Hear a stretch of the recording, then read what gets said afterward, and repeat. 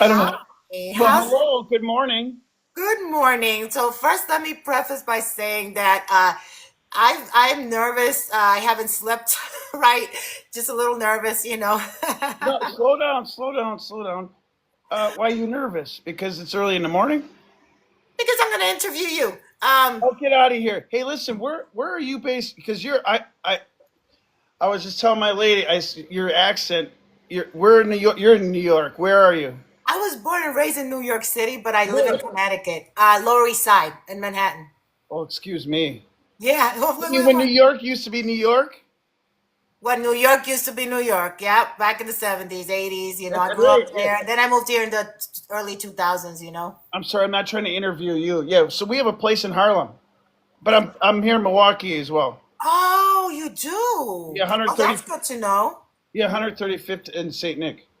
Oh, that's nice to know because I just continue. So we moved here to Connecticut, but my whole family is down still in New York City, or most of it is. So I still travel to New York all the time.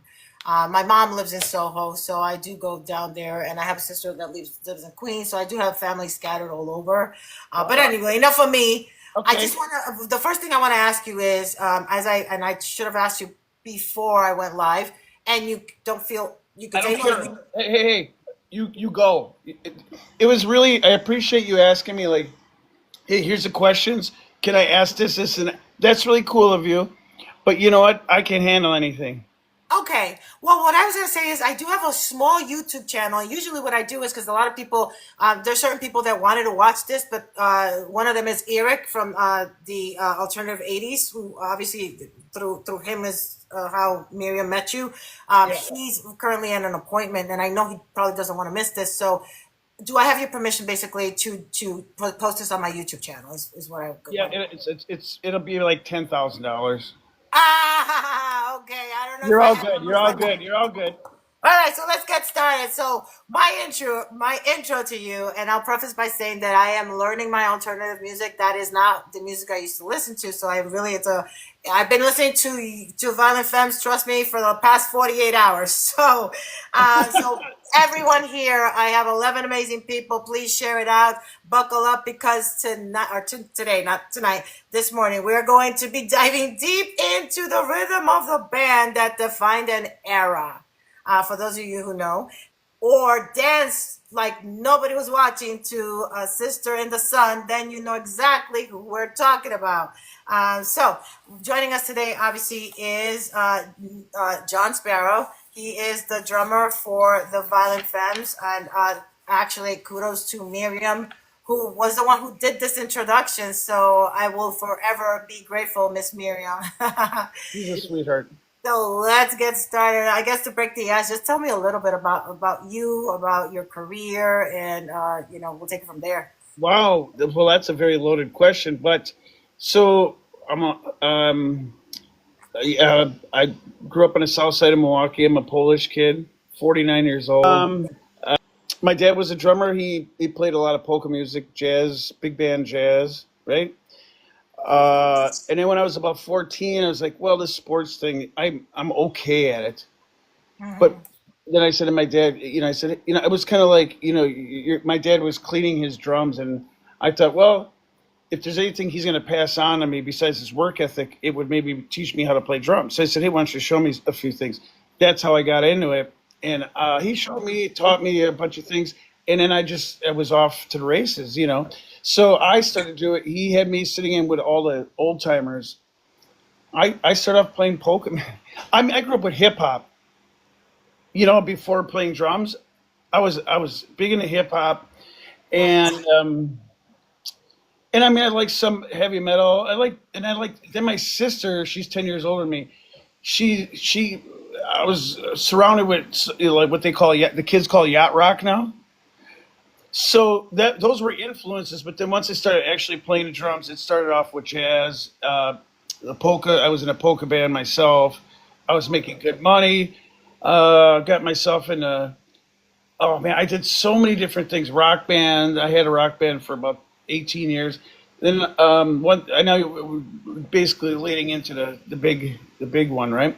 I eventually started playing the bass player for my rock band started playing with Brian Ritchie. He was He had just moved back to Milwaukee from Brooklyn, and he had a group. And but he plays a shakuhachi. It's like a, so he was doing like he does like a jazz thing. So I told my bass player, I said, "Hey man, get me in on that." So he did, and it worked out. And then I became fast friends with Brian Ritchie, and then that led to me getting into the Violent Femmes, playing cajon with the original drummer who I later replaced in as the full time drummer myself in 2016. All the other stuff, I mean, like I can't. You know, I literally went on what is it, AI or Yeah. no, Gemini, because I have to redo my bio for all these different things, and I just asked Gemini who I am. Really? You know what I mean? Yeah. Is that like similar to ChatGPT? Is that what you're talking Yeah, about? yeah, yeah, Okay. yeah, Yeah, yeah. yeah. Wow. So So is that bio that you sent me? Is that from the ChatGPT? Because that was a really no, nice long bio there. sorry, I know it was really. I No, looked that at it was and awesome. I was like, wow. I mean, if somebody would have asked me, provide me with your bio, I would have to like, you already had it there. I was like, wow, that's awesome. I So, found it in a file somewhere on my computer. and that helped me a lot actually, because then what I did was, I'll be honest, I'm completely transparent.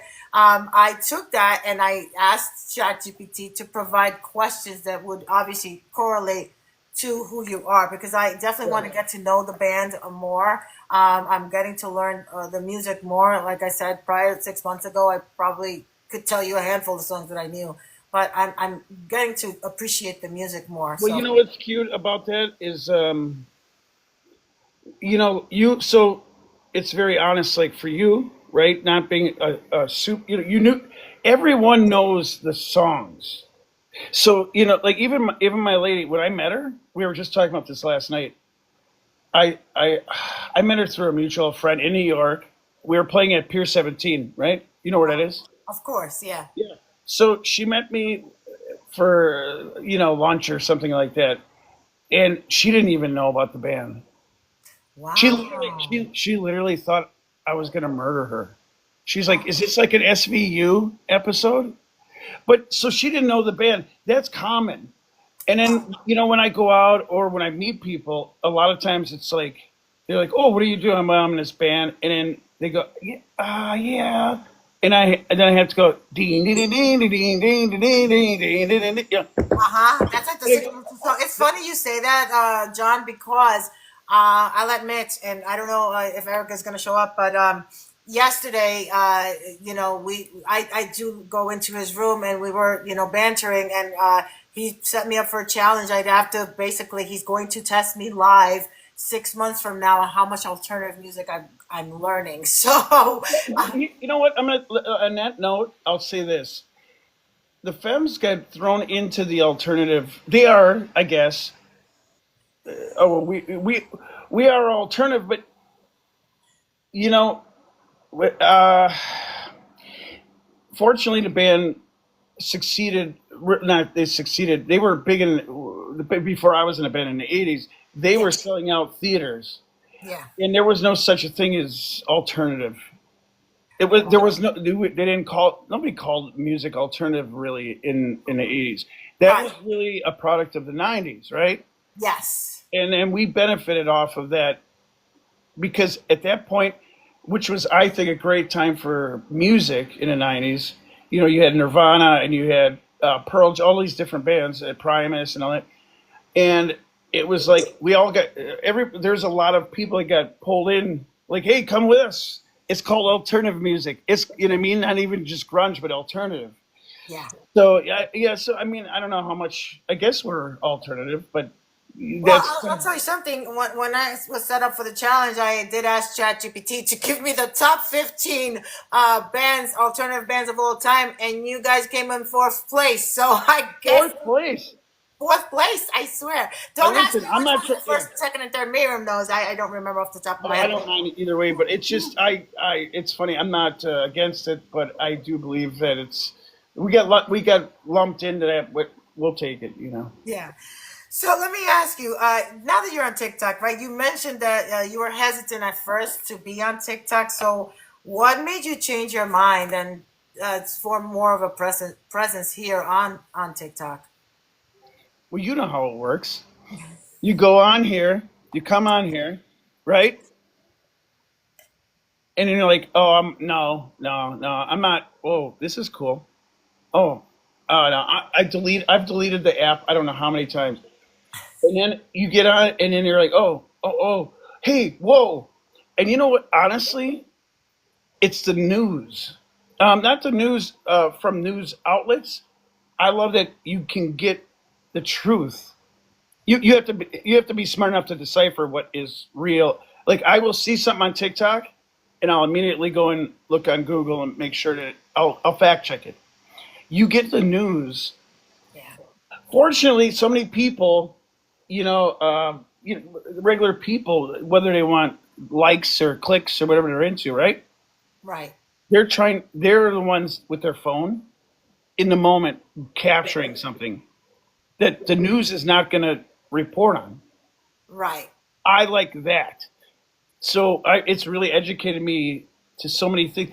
Then of course it's like I'm a dork, so baseball cards and now on my nose, and then But I love that you say that because it's like you said, the news is they have an agenda. They have, to provide it in a certain way, but yep, it's raw footage when you do it on your own. And it's you're getting a real story with exactly. those kind of things, and it's amazing. You'll see. I forgot where it was, but somebody they'll hold their phone up while they're being bombed in a country, and I'm like, hey man, I'm thinking, dude, go get some shelter, but yet for whatever they're they want that the likes or whatever it is, right? Right, right, right. So, but yeah, I mean it's wild. So that's how, and then I stuck with it, and I quickly caught on to the fact that like this is this is where you're going to get not just the new, like so many things are real. Then of course I get into all different. I don't know. There's how the algorithm works. Now I have like videos that are popping up of like a mom and a daughter dancing to 80s hip hop songs that I liked, you know, or I'll find something and then here I am. It's like 10 at night and I'm crying because something sentiment, who knows. Yeah. So I stuck with it. I am sticking with it because yes, it does listen to you. Everybody, yes, the phone, it hears you. So Yes. if you ain't got anything, you shouldn't. If you got something to hide, maybe don't be on there. Absolutely, absolutely. I I'm mean, too old to have anything crazy in my life. between TikTok, AI, ChatGPT, I think they know Yeah. everything about me. So, what do you find most entertaining on TikTok these days? I want to know what your FYP looks like. Is it music or is it like, are you totally off the, what kind of thing comes up on your FYP? Just curious. That's funny because I don't like to watch music videos. Okay. So like it's the whole thing, right? Well, sometimes I'll come across like I forgot the guy's name. He's a red. He's a ginger. He's a singer. He's really good. He's got a great voice. I forgot something. But anyway, but no, I don't watch all those drummer videos. I hate that. You know, um, yeah, like I can't believe yeah, that's a good question. Well, Though. I didn't know No, if you you're wanted me good. to No, you're mention it, good. but No, no, this no, one you don't. came up. You're good. I like these coin collectors because I've been starting to collect coins. What else comes up on mine? Yeah, like I said, like the hit mom and daughter, or the daughter and the mom dancing to hip hop. The news stuff. Um,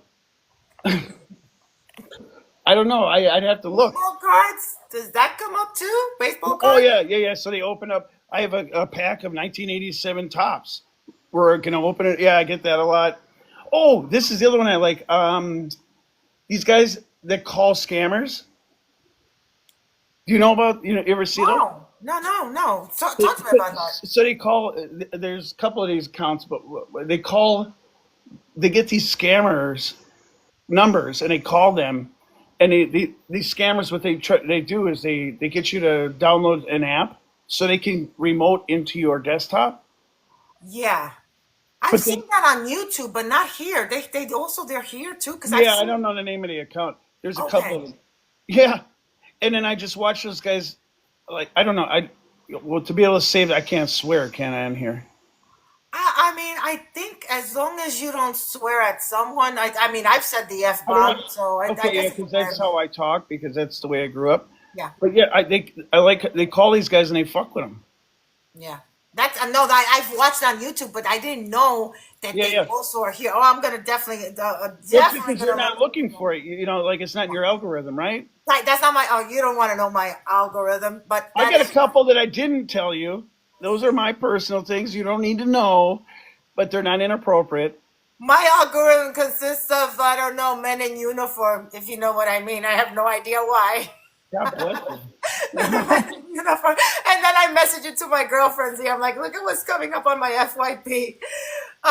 Okay, wait, no, it's all right. Well, okay, all right. So you shared one with me. What's the one I like? Uh, with Big Mama or no? It's a trend. It's all these thick women. Because one time I watched a video of a girl. She's right. She's thick. My lady. I like that. Next thing you know, it's like, oh, what is it called? No, it's all these girls dancing. They're Yeah, anyway. yeah, yeah. So, listen, you shared with me. I'll share with you. I have no problem admitting it. You. Thank you so much. I just wanted to let you know that Eric, Gen X Alternative 80s, is here. Oh, great. So it's awesome. So thank you for joining us as well. And thank you everyone for being here. So, do you think that TikTok is changing how musicians connect with fans? Like, do you find it, would a band like the Violent Femmes have blown up faster in today's digital world? Do you believe? I know that's a two-part Well, I question, don't think but that TikTok. I don't think that the femmes. We don't really. We don't. The band doesn't really utilize TikTok the way I think other artists do. You know what I mean? But now for other artists and how it's affecting them. Again, like I was saying, I love playing music. I'm a drummer. I'm a musician. I tour the world doing this. But I don't really watch that stuff on TikTok. right. So I can't speak. I don't, it's not on my algorithm. So I can't. I don't. I can't make a. I can't even give an opinion on it because I don't. I Yeah. don't really see it too much. You know. But I can tell you if I. Like the thing that really annoys me is if I see like one more like some drummer in his mom's basement. And he's amazing. It's like that's not my vibe. So I really can't speak on it. But I know a lot of people, content creators, they are definitely making money. I was just on a live. Oh, hold on. I wasn't a live last night. It's a panel of people talking about the music business. So we talk about publishing and writing. But they're making money. I don't know how much money they make. I don't do it. I don't monetize, and I should be, I guess. But I just it's you remember how we used to have to put an ad in the paper when we were younger? Yes. To me, that's how all these platforms are. It's just I have to get what I do out there. So Yes. I don't know if any other people musicians are making money. Just to answer your question. Yeah. I mean, are you?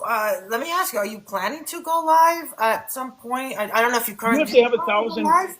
You have to Or, have like 1,000 followers. My girlfriend was saying. yes. Oh, I don't even know how many do you My have, wife. John? I call her my wife, or girlfriend. She's my wife. I'm gonna get in trouble. Everybody here needs to follow John today. I mean, I don't have a lot of people currently here. I only have 14, but please, Who cares? everyone. But you're saved alive, right? Absolutely, I am, and I'm going to download it as well. Right. So, So my what were you talking? What was the question? so my question was, do you currently go live? But I guess Oh you yeah, my don't. wife was just telling me that. So she's got her account. She's like, you need to get to 1,000 followers before you can actually do your own live, right? On TikTok. Believe so. I mean, some people have been able to go live before the 1,000, but I guess it depends. Wait, hold on. Eric The only said reason check I can, I or the only reason John. I'm live is because you invited me.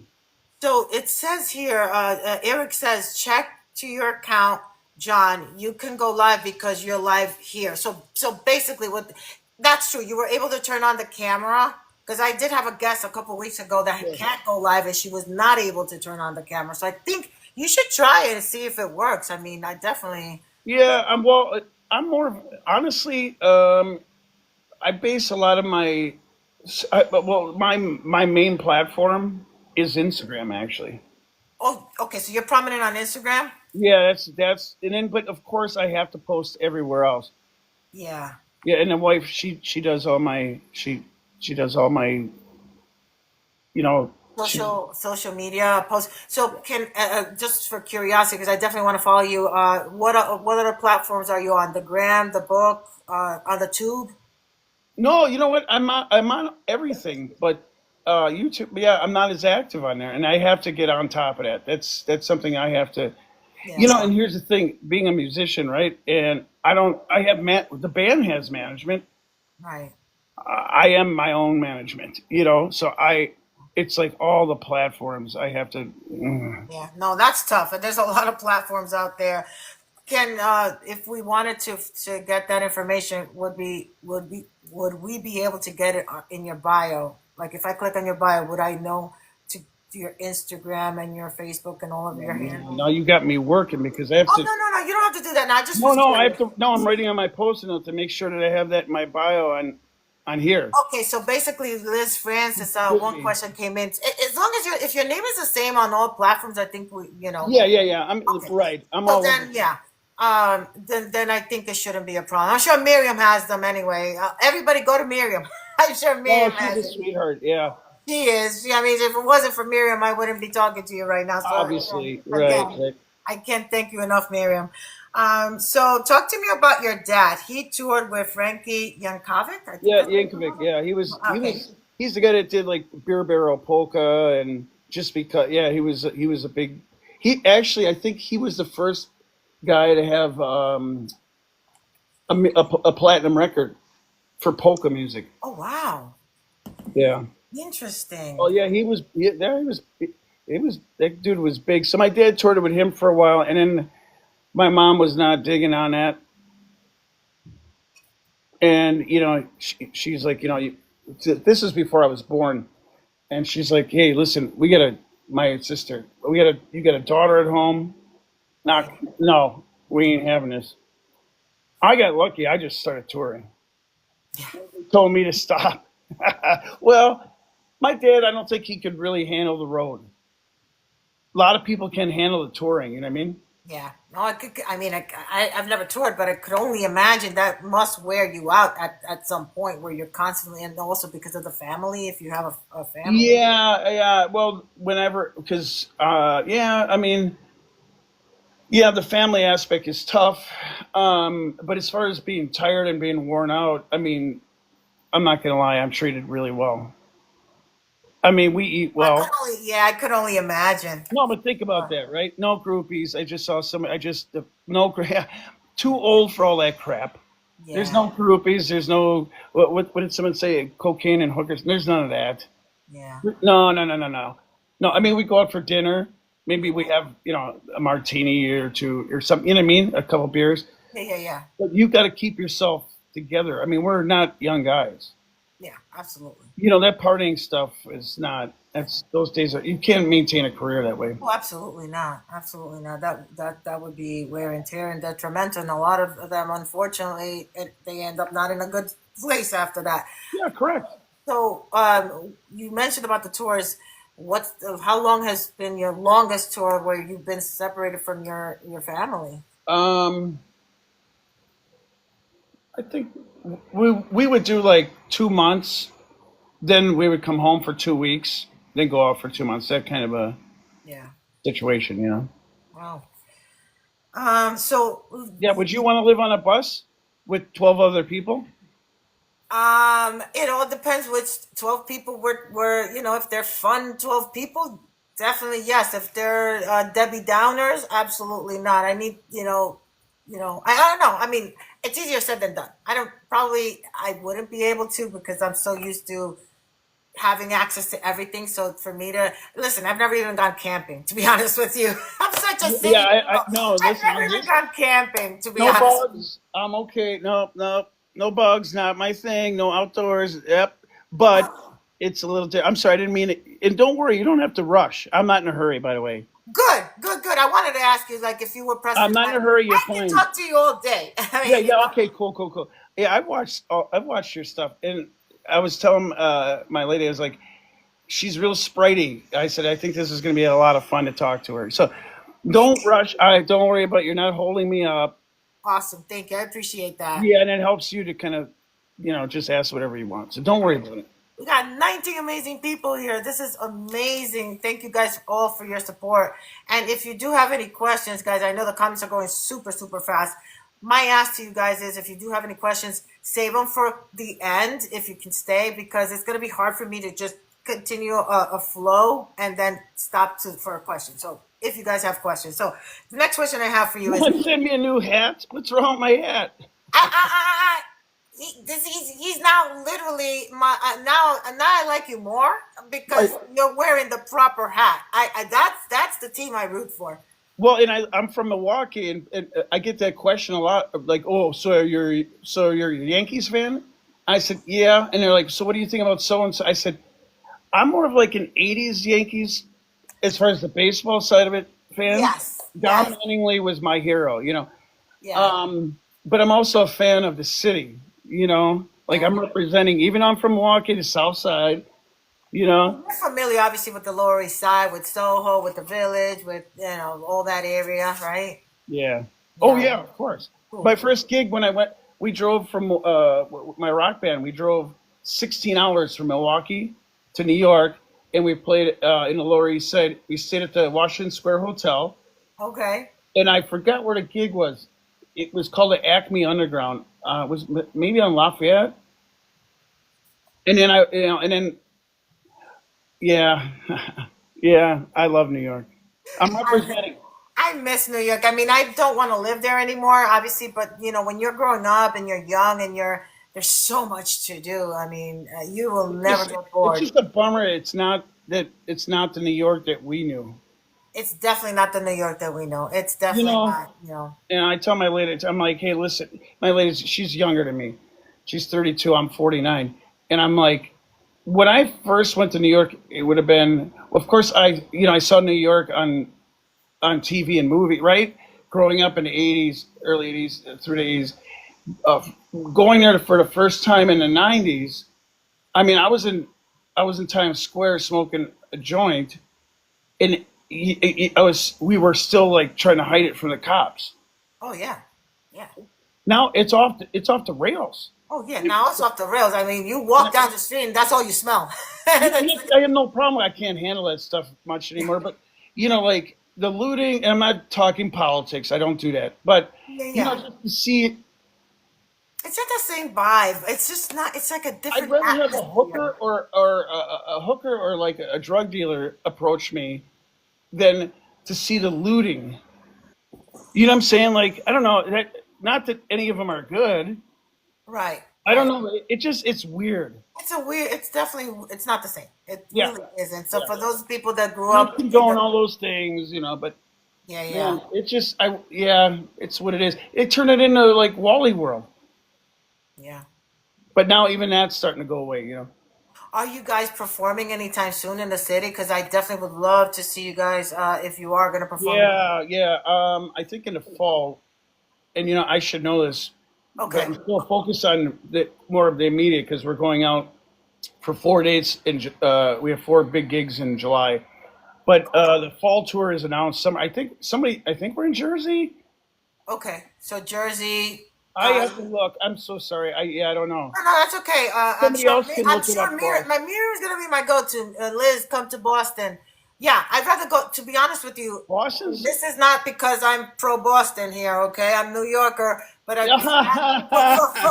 for the concert because it's so much easier probably to navigate to Boston than to try to drive to New York City. Let's say I don't know if you perform in Madison Square Garden, Radio City, and to No, try to find parking, it's just gonna be we unbelievable. usually don't play in the city because it's a pain in the ass. I Sorry could to only swear. imagine. I could only Well, imagine. Webster Hall, that's where we were last in the city. Okay. We were the last band to play at Roseland, Oh, okay. and Wow. then they shut it That down. brings me Remember? back a long Yeah, time. Roseland. How about we. Palladium? Did you play at the Palladium? I don't think so. Not that I remember. We did. We played in Central Park, and it was a record rainfall. We made it through 3 songs, Wow. and we had to cancel. And then we Wow. came back. That's the reason why we played Roseland, because we did a makeup tape because we had to stop playing when we were in Central Park. What's that stage in Central Park? Do you know? It's like summer something or other. I don't know the Oh, name. it was I don't remember. record rainfall. Um, yeah, we used to play. We play. We're in Brooklyn. What's the Polish place? Gosh, I have to. It's a little early for me, so I have to I'm remember. not too. My husband's from Brooklyn. I'm not too familiar with Brooklyn. All I know is that Brooklyn pizza is the best so far. Yeah, or Brooklyn Steel. We played there, but in the city itself, Yeah. I don't. Yeah, not a ton. Yeah, Webster Hall was the last, I think. Yeah. Yeah. Yeah. So let's see. But I wish we did more in the city. You know where I want to play? I want to play. I want to do Carnegie Hall. Come on, let's go. Wow, Carnegie Hall. That would be amazing if you could get. I mean, if you guys play there, that would be I miss phenomenal. Carnegie Deli. Yeah. Have you ever been to Cat's Deli? Yeah. The thing is that I'm Why don't you always try getting there now because the line could literally take you well. two Yeah, hours. it's always like that, right? But it's like it's always confusing, and I have this ticket for that, and I like it. I mean, it's cool. Yeah. It is, but definitely, it's a difficult city to navigate in a car, and then no, who wants to travel in a subway over there? So it's See, like, that's why my lady's always like, we're just gonna get on the train. I'm like, man, I don't want to be. It's not that I'm work. I don't like that. Remember how you used to be able to get in a cab in New York, and it would be like getting from the Lower East Side up to Midtown would be like $5 or $6. yep, I do, I do. And so sometimes some of the guys in the band will be like, call an Uber, I'm like, man, don't call an meeting somebody. Oh, they're in a black Nissan. Just get in a cab, Yeah, yeah, you know. yeah. So sorry, and don't worry. I'm not in a hurry. So if I, No, you that's know, great. The comments are flying, but I saw one comment that flew by. Oh, and that yeah, was Elizabeth Francis saying, "Come play the Sherman Theater in PA, Pennsylvania." yeah. Oh, we do Pittsburgh quite a bit. I like Pittsburgh. It reminds me a lot of Milwaukee. I might, you know what? I'm gonna do this. You're not in a hurry, are you?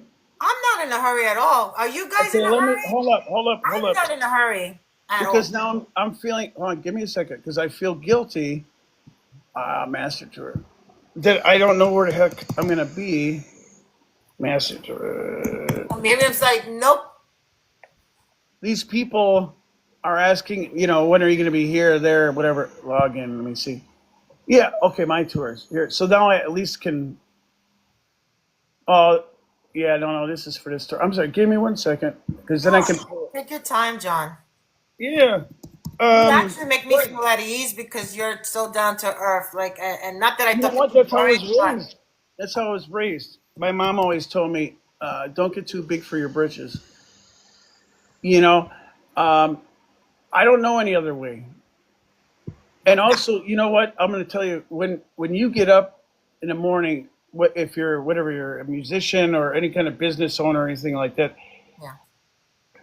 if you have to get up and remember a lie, or you have to remember, this is the kind of kid you have to go into character. That's first of all, that's not cool. You got to stay. I do, and I know this sounds cheesy. You have to stay true to yourself. But I don't. When I get up in the morning, this is what you get all day. Be on the real. You know, I don't understand, but I can't speak for other people. Yeah, okay. So I have all these tour dates now here. Red Bank, New Jersey, Count Basie Center. That's Oh, October. guys, who's in Jersey here? He's gonna be. Wait, What so was? where are you? You're in Connecticut? Oh, I'm Connecticut now. I'm in a boring state. I mean, I know that you're not gonna come Well, to listen. Connecticut. God bless you. Yeah. I don't know if you're gonna come to Connecticut. No, Connecticut has. no. Province, Rhode Island, Burlington, Vermont. Oh, somebody was talking about Pennsylvania. Reading, that's PA, Pittsburgh. Oh Veronica says UConn. I mean, they do have the Hartford Civic Center, but you're not going to play there, I'm sure. Connecticut never. Nobody comes to. Oh, Mohegan Sun. I don't know. I mean, have Oh, you ever? the casino. Yeah. Oh, we played there many times, but we're not coming there. Oh, that's good to know because Yeah, we played that what's it called? is The Wolf. about that's What's like the? an hour and a half, 2 hour drive for me. That's a Yeah, we play like in the casino. It's like the Wolf's Den or whatever they call it, and we've done the amphitheater in there as well. okay. So take note. If for those of you who are, You can go to the. I'm literally on my own band's website looking at our dates because I there's we got a million things going on. We're going to be in Delaware, in Portchester, Baltimore, Red Bank, New Jersey, Portland, Maine. We played a venue in. Speaking of Boston, there's a venue in Fenway. That was cool. Sorry, I'm not sitting here. I'm not even trying to sell. no. Listen, I'm sure there's a lot of people here, that would love to see you guys perform for Well, and sure. you're going to I save know the lives. Miriam is definitely going. She told me that she was Yeah, going. yeah, yeah. So, So, yeah. So, I mean, yeah, I'm not trying to sell anybody on anything, but yeah. I caught a question here. Posey Schmosey says, "Who are some of your favorite drummers right now?" Oh, you mean like, the current people? That's I'm so old school. I'm still like I like all the old like Gene Krupa and Buddy Rich and Louis Bell, all the jazz guys, rock guys. But current people, I don't know. That's a hard question. I couldn't answer that. Obviously, I'll get off this live, and then I'll remember. Oh, I should have said so. But I don't really. The newer people, I don't know. Music is kind of jacked now. Like, and it was so. I was on this panel last night. Not to go off the topic too much, but Yeah. we were talking about AI is starting to write music. So if you have AI writing, like you know what I'm saying, and most of the drummers now, I'm not saying that they're not good, but it's like a lot of that music, they're all trying to sound like a computer. You know what I mean? And it's like, I'm sure there's someone, I just can't think off the top of my head. It So, is wild. Somebody said, "Isn't that wild?" Yeah, there yeah. are some apps that they literally you give them information, they'll write entire lyrics for you and everything. It's insane. Well, it's aside from the bio I sent you, they're gonna write my bio for all the things that I have to submit for. You know what I mean? Yeah. Yeah, I just go on there and I'm like listening. And I'm like, then I get emotional. I'm like, tell me about, and I'm asking questions about my dad. My dad, and then for some reason they know all this. He was a county supervisor. I'm like, what? It's wild, you know? Yeah, it is. It's insane. I know that I was going to say that there's some questions. If I catch the question, if I don't Go catch the ahead. question, wait till the end, guys. All right. You So, got me all. Well, I think you got me till 5 p.m. oh my goodness, guys, you heard that? Oh my god. I mean, I might need a lunch break, but no, you. I caught another question here. Gen X 70 Warrior Queen, welcome in. What drummer inspired you, John? Well, initially my father, obviously, and then after him, Gene Krupa. Yeah, another good Polish guy, but he's from Chicago. We'll let that slide. See, Milwaukee and Chicago, it's like New York and Boston. Kind of like, okay, that's cool. You're from Boston, just be cool. Here's the thing about Boston. I'm sorry. Yeah, so I answered that question. You know, I don't have a problem with the town, but the first time I went there with my rock band, why is it that they all want to fight? Like, man, I grew up with that fighting crap. Like, why is it Oh every no, time is so maybe nonstop? Miriam can answer that question. Why do Boston people always want to Why fight? do you Maybe guys want to wait. Let me ask you. Were you wearing that hat? No, no, no, no, Okay, because trust me, you cannot walk down Boston no, no, no. I wearing would that hat. never. No, I For mean, sure. I'm just a Polak, and they still wanted to mess with me. You know, yeah, that was weird. That was weird. I don't know why they're always wanting to fight, and there's always a fight. And I mean, I am not against the city, but that's the one thing I took away from that. Okay. I'm real though. Mira says no comment. Well, no, Well, they're listen, I not don't called know. assholes for nothing, I guess. Well, I didn't call anybody any word, but man, the first time I was there, it was with my rock band. We were playing some sort of music conference, and we finished the set. This guy came up to us and he's like commenting on one of the songs. And he's like, I think that's pretty arrogant of you to. I'm like, what? We're playing pinball, and I'm like, he's like, he was just getting in our face. It was just weird. I don't know. I'm Yeah. not saying that about everybody from Boston. I am not against the city. Okay, Yes. everybody, don't cancel me. No, no, no. I know You know that. what I Listen, mean? New I York mean, is tough too. I mean, it's not only Boston. Those big cities are typically right. Boston, New York. I don't know. yeah, no, that's the one place because I grew up here in the south side of Milwaukee. There was a lot of violence and fighting and all that stuff. So to go somewhere else and it would happen, like not even in New York. I never even had a problem in New York. You know, so whatever. Yeah. What it is, you can get that anywhere. So who said this? Let's see. Dave said Gen X bands can't get canceled. We have too many numbers. That is right. Gen X bands cannot get canceled for sure. Well, I think, listen, you can't be inappropriate, right, and offend people. Of course. Speaking of Boston, or at least Massachusetts, right? Bill Burr. Oh my. Oh, I mean, I don't know him in person, but he's one of my favorite comedians. Bill It's like Burr is like one of my favorite, top three. mine. Yeah, me too. And I Love actually him. do. He's a drummer, and I know him. He and his wife came out to shows, and he's really sweet guy. I love His him. wife is a wow. She's super sweet too. But it's like uh, what were you talking about? Oh, he's like it almost was like for me the first person where he's like, no more canceling, knock it off. I admire him. I love his comedy, This but comedy is my husband in definition. Like seriously, my husband's like that. He will just be just raw like that. That's why I love him. I'm trying to tone it down so you're able to not get so you can repost this. But that's how I am too. That's why I love him, right? And your husband, right? Love him. Yeah. So he was like one of the first people that I can remember doing all that stuff when it was the canceling, and he's like, knock it off, Yeah. get over. You guys got to stop.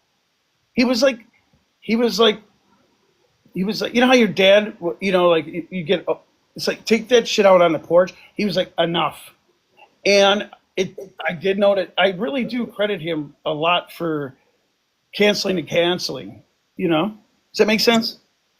Yeah, no, for sure. Yeah, I do. Yeah, that dude is I not would playing. love to see him in person. I mean, I don't even know if he's. I haven't kept up with like if Oh man, he's big time. He's touring and all that stuff. he is touring. Okay, so I'll find I out would because I too. definitely he is like I'm not even kidding. He's one of my favorite comedians, if not like it's a kind of like a between Maniscalco and him. I really like them Oh, both. we went to go. Haven't met him, but my lady and I we went to go see him in Milwaukee. I Love love him. Sebastian Maniscalco. I Come love him. on, all right. Come on, all right. Oh my God. See, and that's funny because I'm a drummer and I'm a musician, but I do have a couple hobbies besides baseball cards, by the way. Those things inspire music as well, and I love going and seeing those guys live. I can relate to them because I'm on stage performing. I know what it takes, and Yeah. to see it, they're professional. They're just amazing. Yeah, Sebastian is. I mean, I gotta meet that dude. I want to his. I mean, it's expensive. The last time I checked, it was I don't know if it was Boston or New York. He was going to be in one of those places, Madison Square Garden, of course they price gouge the tickets too. Look at what you I've got. never. I can't believe that somebody did that to me. That I've Gen never X done. from that Eric. Gen X is alternative '80s live. Eric.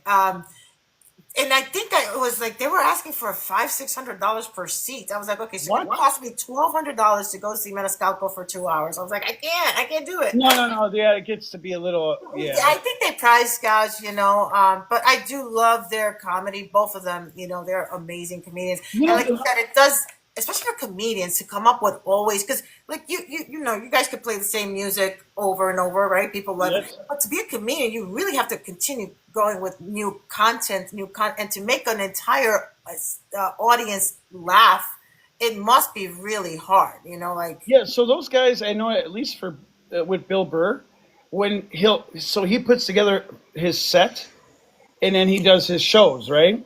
But then when he's in different cities, he goes to smaller clubs and he'll just jump in and Yeah.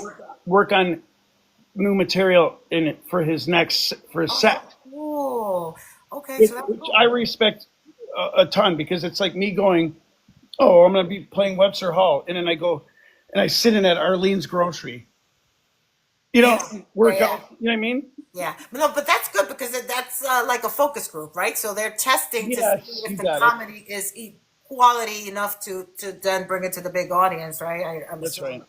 And that's pretty cool. I didn't even know that they did that.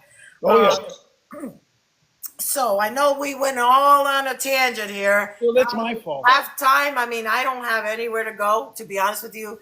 And today, so just so you know, John, my husband works for a company based in New York, and he just once a week he goes to New York. And today's the day that he happened to go to New York, so I won't have my husband saying, "Honey," so I'm good. I already told my daughter, guys. You know what I told my daughter? The house could be collapsing. There could be the state of emergency. Please do not interrupt me. I am interviewing John Sparrow. I Oh, swear. stop I it. swear to Stop. God. That's what I said. The world could come to an end. Please do not interrupt me. I am interviewing John Sparrow. Well, I mean, I appreciate that, but you got to stop because, hey, like I told you earlier, that's what my mom. My parents raised me to not, like you. I guess say humble, but my mom always would say, I was just telling my lady this last night. Something I wanted it. My parents are dead, but I wanted it like all these things that I've done, and I wanted to share with my mom. And I'm like, if I told my mom, oh, hey, listen, Mom, this is great. This and this happened. She'd say, that's good, Johnny. Just remember, don't get too big for your britches. People are people. We all put our pants on the same way, man.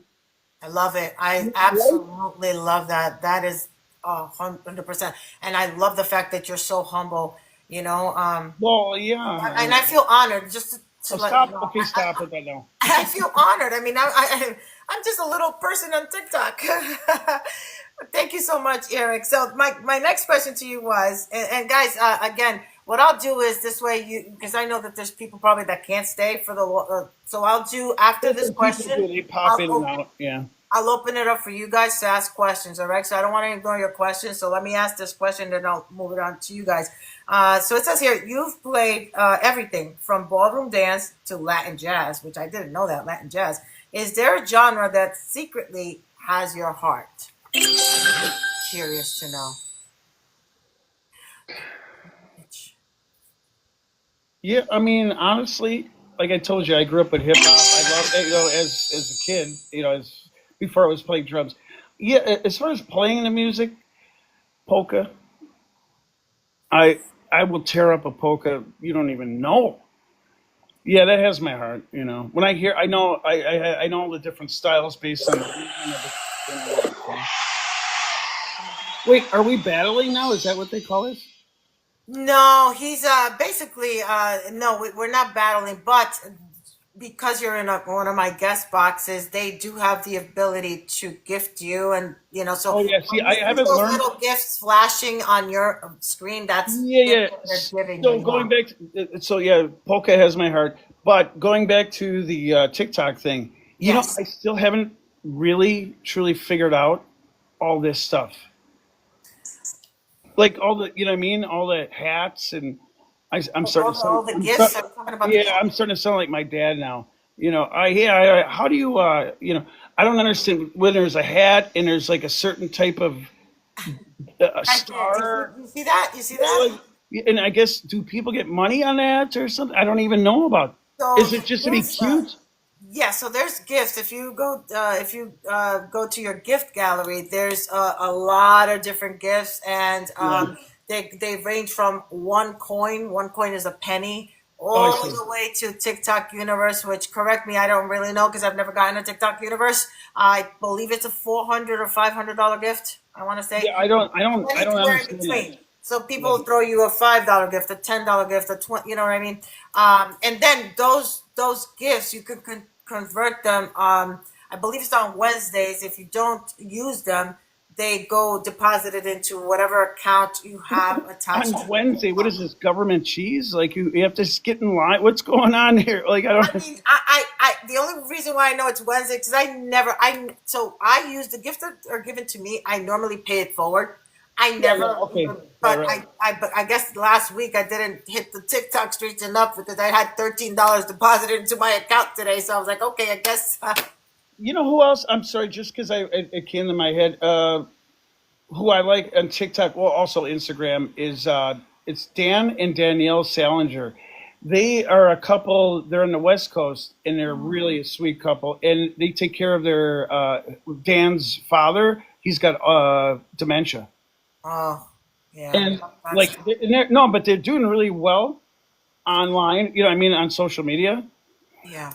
Because I went through that with my uncle and all that. He lived with us, and so that's something I like too.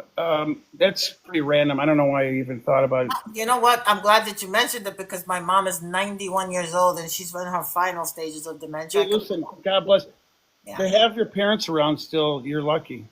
I'm lucky at 55 that I could say both my mom and dad are alive. What's 55? Who? Me. What? You're 32?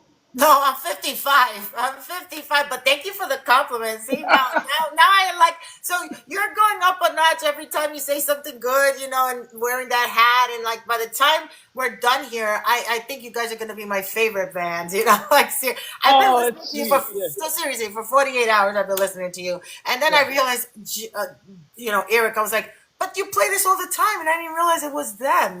So John can wait. John, can I use that on my show Wednesday? What is this government cheese? Do you remember government cheese? You're asking me? Yeah. No, I don't know. I don't You don't know. remember that? No. Oh man, so I think it was in the '80s. Reagan, because the farmers, they were hurting for money. He was bailing them out. So what he did is, I think this is as far as I know the story. He bought all this cheese from the farmers, right? So they could, here you guys are hurting, and they bought all this government. They call it government. So they bought all the cheese, put it in these storage units, and then they would give it away for free. Steve Harvey he's got a good bit on it. But so we would stand in line like at some local high school, and we would get a free block of cheese, and it would be in a cardboard box. Oh wow. But sometimes it would be like moldy on the ends, so you just cut that off. And this stuff you would cut it. It made great grilled cheese. Oh really? Oh wow. How come I don't? I mean, I'm old enough to remember this. I was born in Somebody, 1989. oh yeah. So Patricia, yeah, it was the best cheese. Yeah. So yeah, it was free. The government bailed help. I'm gonna ask my mom is not gonna remember because she has dementia now. Your So I, mom will I guess I'll remember. ask my dad. My Hey, dad. I'm put your like mom on here right now. She'll remember. my I'm surprised mom. you don't remember. You had to be got poor. You had to be. Oh, you had to be poor. You had to be poor. So it's Yep. basic. So it was Yeah, for right. people. That's right. Oh, Yeah, yeah. And I grew up I'm poor. not rich either, but No. interesting though. Yeah, Oh wow. And that was in the entire United States that they were yeah, giving yeah, out. yeah. As far as I know, Wow, right? how did I not know this? Oh my goodness, this is so embarrassing. I guess I'll ask my parents about or my mom or my dad about this. They still give those foot. Ask your husband. Where did he grow up? He might know. We grew up in Brooklyn. I will ask. I definitely will ask. But Eric, I'm very far from being. I'm not rich, But Yeah, interesting yeah. to know. Here you had all these questions for me, and we're talking about government cheese. No, But that's go ahead. okay. Basically, Eric wants to know if he has your permission to I guess do that sound clip or something that you said when you talked about it. Is that what you're asking, Eric? I just want to make sure. And if you're okay with that, him doing, because he does sound clips. I mean, you've been to his room, right? So he Yeah, does a lot of different sound clips. Yes. Okay. So he said yes. So that's basically he just wants to the green light that he could play that sound clip. I don't. Yeah, that's. I mean, I don't. Well, as far as yeah, that's not my place to because I don't handle that part of the band business, so I can't give permission. But I don't know how that works. You know, I Okay. know. Okay. Yeah. No, for sure. Because if you go to his room, he has a lot of different sound clips of different people and stuff like that. So Wait, what do you mean? Sound clips of what I just said? so basically, the statement that you said before about the cheese, Oh yeah, yeah, different. yeah, yeah. Go ahead. Yep, I Yeah, sign yeah. off So on not that. not sound clips from your music. No, no, no. I meant Oh, I like was like confused. from this interview. If Yeah, he could just take that little piece that you said, I because we'll don't care. extract it. I Okay. All don't right. Cool. care. Go Cool. for it. So awesome, Make millions.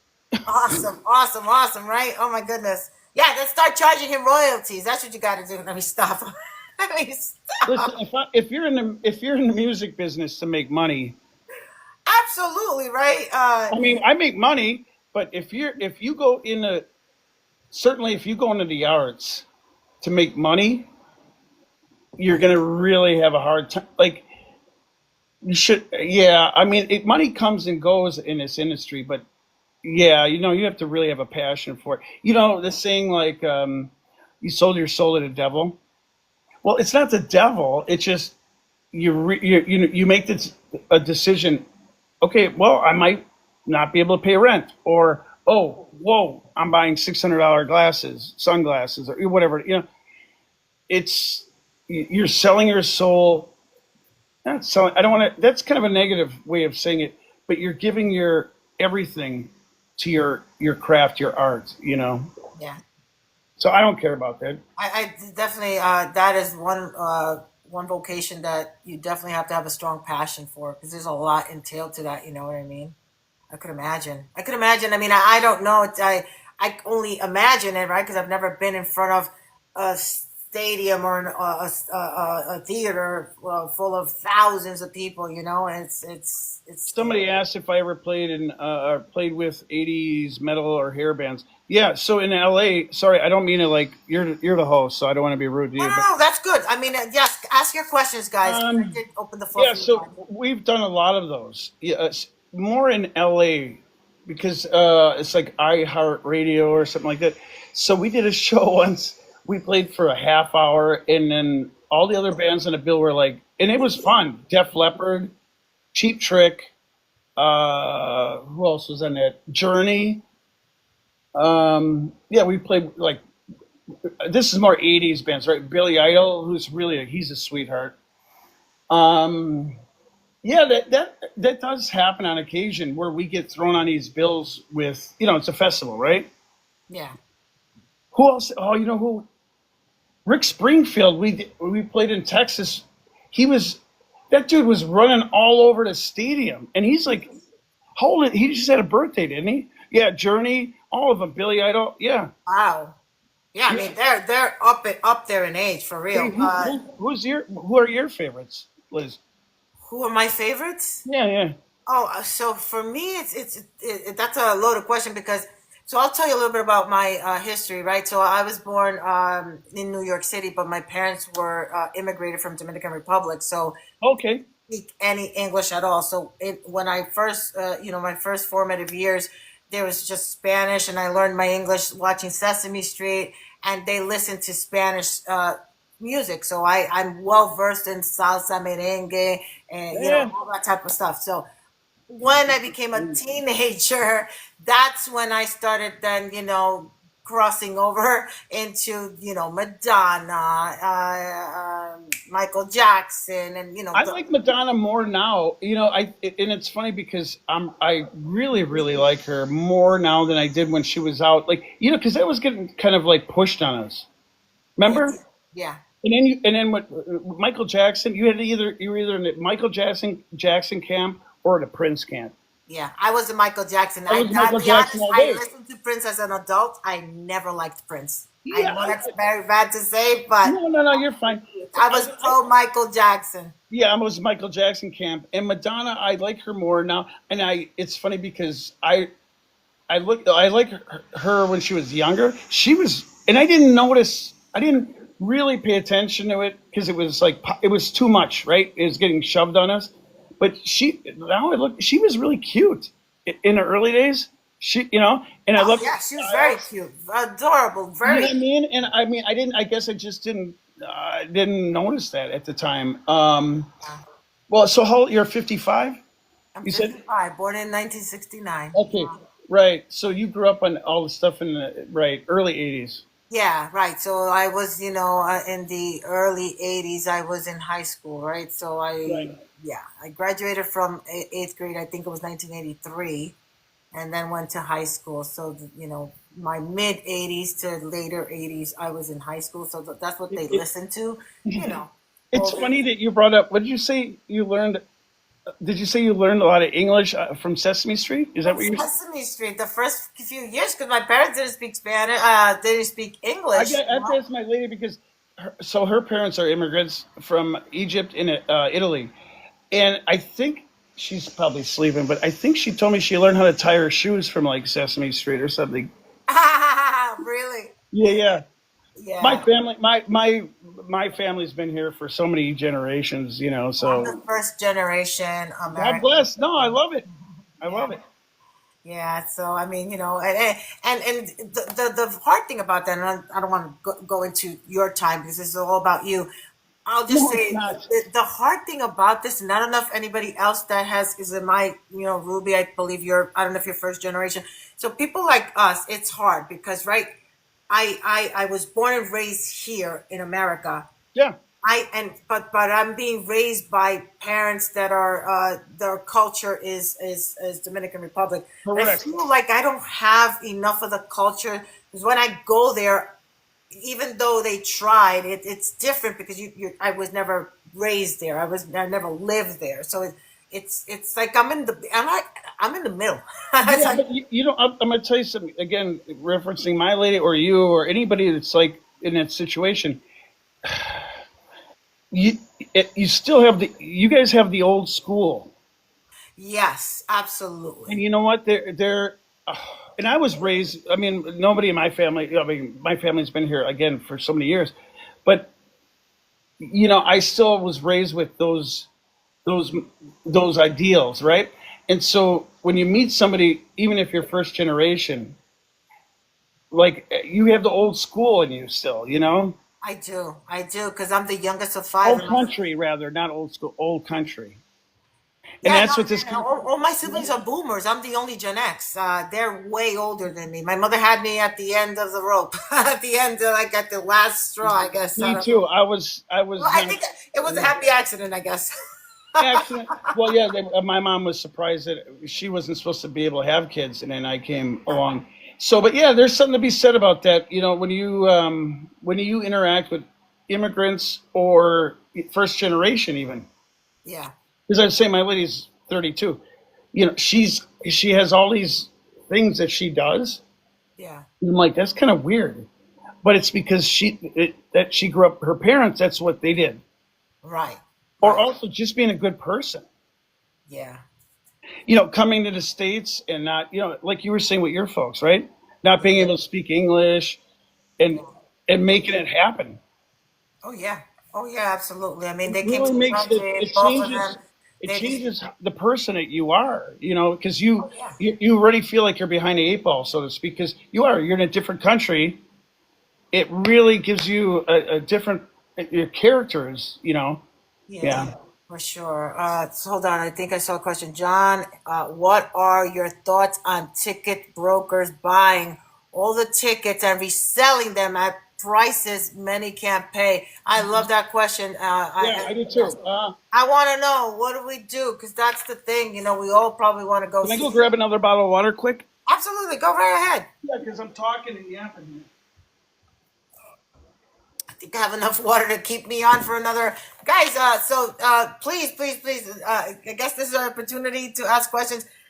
Oh, for real, I've only asked 5 questions out of the Yeah, questions. and I've been asking you I probably love it. 10.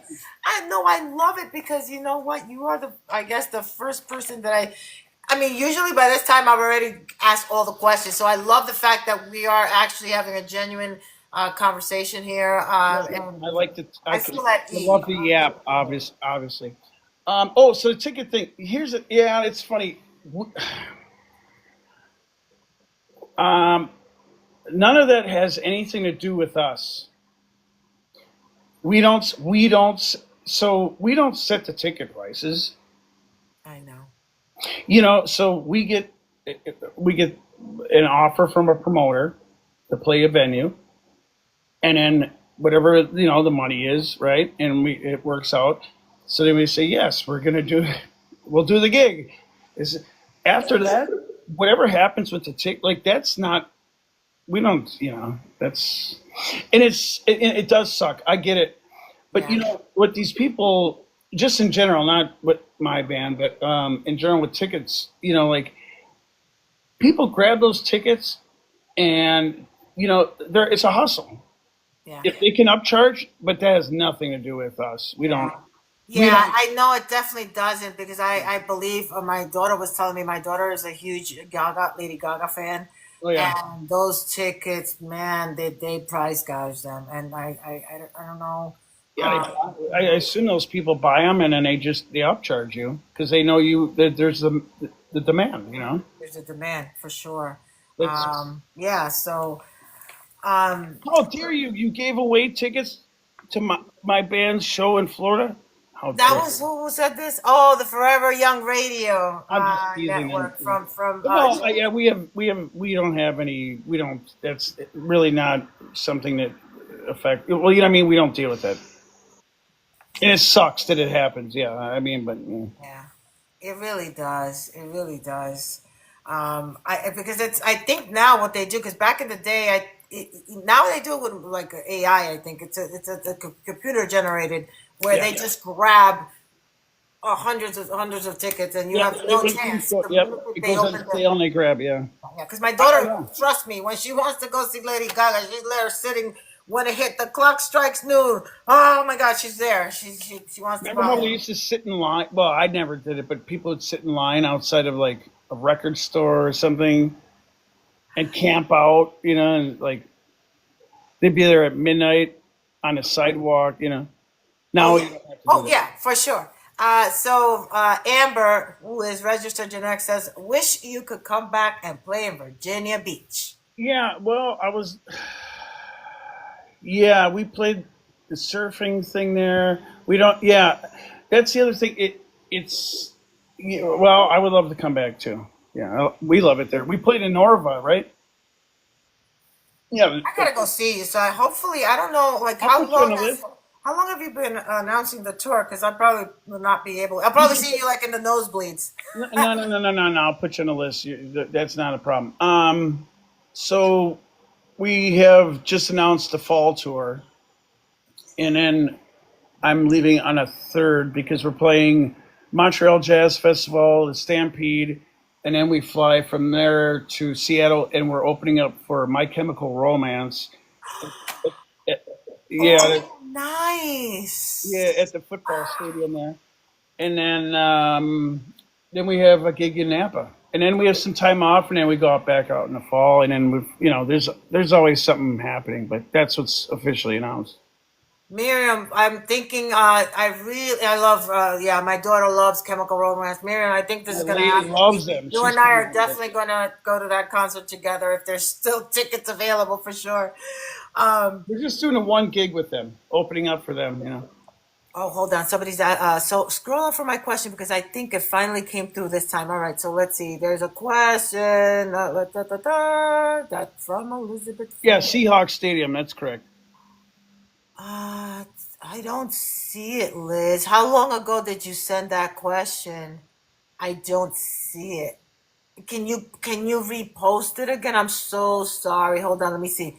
Wait, I've tried to see. All right, hold on. I think I got it. Was it this one? That cheese was the best ever. Who does he listen to in his spare time? Okay, is that the question? Who do you listen to in your spare time? Sorry, Liz, I totally missed that I listen to question. a lot of yacht, what the kids call yacht rock. So like that, that could be all those people like Dan Fogelberg or America or Barbara Streisand, Guilty album. I like that. I like that. I like all that stuff. I mean, I like all types of music, but when I'm just chilling, I'll either do like my Spotify is either like 80s R&B Mhm. or it's yacht rock. I'm so lame. That's awesome. Liz says she loves it, and I think prior to that, Debbie Clemente, I guess the similar question. John, what are some of your favorite bands? Sure. So, Yeah, yeah. similar question there. It's funny you're talking about going. You referenced going out and having to perform in front of tens of thousands of people. Um, Maybe this is just me. Well, certainly I am a little bit of a nutball in a sense, but I have a friend that's flipping a house right now, and I've been trying to get the house painted on the inside for him, and I'm like painting, and I'm painting this wall, and then in 2 weeks I'm going to be on stage in front of 10,000 people. You know, so and then yeah, the music you would think, oh, you're into Violent Femmes. Yeah, I listen to all kind. It's I'm naughty like that, I guess. If that. Let's see. Oh, wait. Eric says John Neil Peart versus John Yeah. Bonham versus Um, Stuart Copeland. Who wins your heart? Bonham. Well, actually, that's Bonham. That's the bottom. Oh, Yeah. I Yeah, guess that was Bonham. your question, Eric. Cool. I do have a couple questions, and guys, thank Yeah. you. Keep them coming. I have here some iconic moments, right? So you joined as part of the Horns of Dilemma, and Right. now you're on the main kit. What's that evolution feel like? That was just natural. I mean, once the original guy left, we had someone kind of fill in for a while, and then they left, and it was just, like when I was 15, 16, whatever it was, and because I had been playing jazz, and I heard Violent Femmes, my good friend, Violent Femmes were actually my first concert. They were my first concert. Wow, Yeah, that's hold up on that one. no. So that was the first concert. Little did you know that you were actually going to be part of that band. So I used to listen to the CD in the Wow. basement practicing, and I would play along to the album. I always tell this story because it's true. And I would act when I would play along to the album. I would act like I was actually in the band. You know how like you sing in your bedroom with your hairbrush or whatever. Yeah. That's what I was actually doing that with the drums, right? Right. Right. I used to pretend like I was in the band. I was playing a concert. And yeah, right. I saw them, and then fast forward, I think it was 2013. We played that same venue where I first saw them, and so we're on stage getting ready doing sound check or whatever. And Brian Ritchie says, "So when's the last time we played here?" And I said, "It was in June 1990." What you know? What I mean, I I said, just remembered it. Right, right, right. That's so amazing. Oh my "Yeah, God, that is how cute is that, right?" clean, man. How old were you when that took place? Your What first the first show? Yeah, yeah. When you Oh first man, went. 91. I would have been. Geez, now I have to do math. No, that's okay. I just was curious. 15, Like 15. It was my. you were young. Like the last thing that you had that you thought was that you were gonna ever perform for Yeah, so I think it was ever like. gonna be in the band. Sorry. Yeah, right. So I was like, when I saw him, I was like 15. And it was weird because I had been going to see, obviously, sitting in with all these other bands, right? Local bars, or seeing, like, I went to like a theater to see a jazz show maybe with my dad. I had never been at a rock show. And my buddy, and I'm like, okay, this is a lot of people. Wow, this is really a lot of speakers. And then the show starts, and everybody starts running toward the stage. And I'm like, and growing up the way I grew up, I'm like, what? dude, what's going on, man? Is there a fight? He said, no, they're going down to the pit. I said, what do you mean the pit? I didn't even understand that. I thought it was gonna. I was like freaking out. I'm like, dude, Oh I'm gonna have man. to blast on someone. I thought there was gonna be a fight, and I don't like Uh, the violent stuff, but it turned out it was just they were going in a mosh pit yeah, mosh pit. Yeah, yeah, yeah. That's for the just band that I would later join and become. unbelievable. No, that's Yeah, like you can't make this up. I mean, that's incredible. yeah. Jeff says that he's surprised. He says that surprised me, John. Figured you'd be a Copeland guy, being so Oh, deep in the but rhythm. hold on. I love all those other. I love those other guys too. Don't get me wrong. Do I still get excited going on tour? Somebody asked. Yes, because what is it now? What's today's date?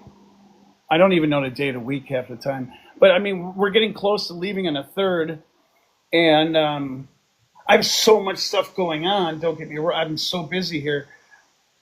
Yeah, it's you know what I do. We all do. It's like I never really went. I never went to camp, but it's like the first day of camp, and everybody's all excited. I'll see you. Oh, I can't wait to see you next week. That's how we are. We're all like everybody starts getting excited and calling each other all the time, you know. So Yeah, yeah, yeah, yeah, we yeah. do. Miriam says, "How did you join the band?" Brian hired me. Um, yeah, well, so I was playing in a band with Brian. Like I was mentioning earlier, he had moved from Brooklyn back to Milwaukee, and Yeah.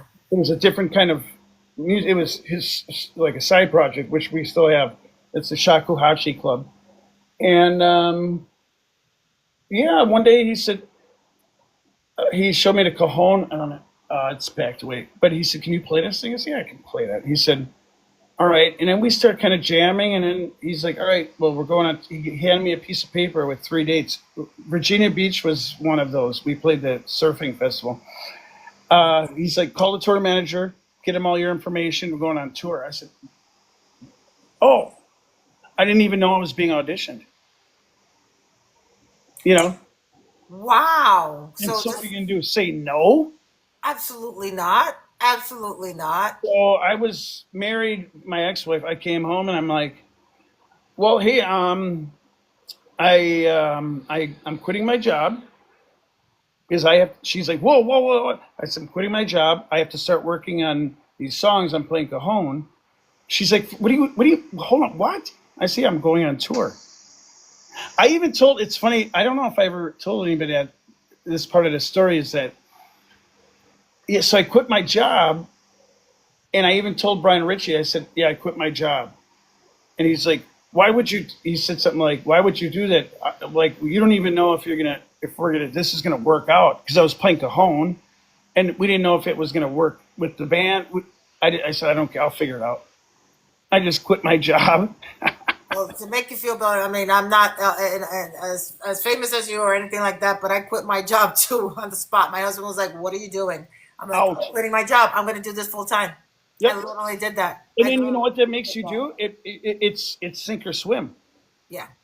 Yeah, my husband thinks I'm nuts. He's like, he's now starting to turn around, but he was like very like in shock that I literally one day logged into work, had a Zoom meeting with my manager, and I said, "This is it. Today's I quit. I'm gonna give you my 2 weeks notice. I'm done." Oh, I didn't even give it. For as responsible and wholesome as I seem, I just pieced out on them. I called him like, "Yeah, I'm out." And the guy, I remember when I called, and he's like, "Oh, it was really early in the morning. Where my start time it was like 5 in the morning." I called. I said, "Yeah," I think his name was Robert. What doesn't matter. I was like, "Hey, Rob, I'm out." He's like, "What do you mean?" I said, "I'm quit." He's like, "Okay, so but you're coming in today?" I said, "No, I'm not ever coming in." And I just quit. Yeah, I just pieced out on it. Life is too short. Life is too short, and what happened was last year was a difficult year for me. Now, obviously, again, I don't want to take but just to let you know, my brother passed away, Oh, I'm sorry. and so at that point, it was in July.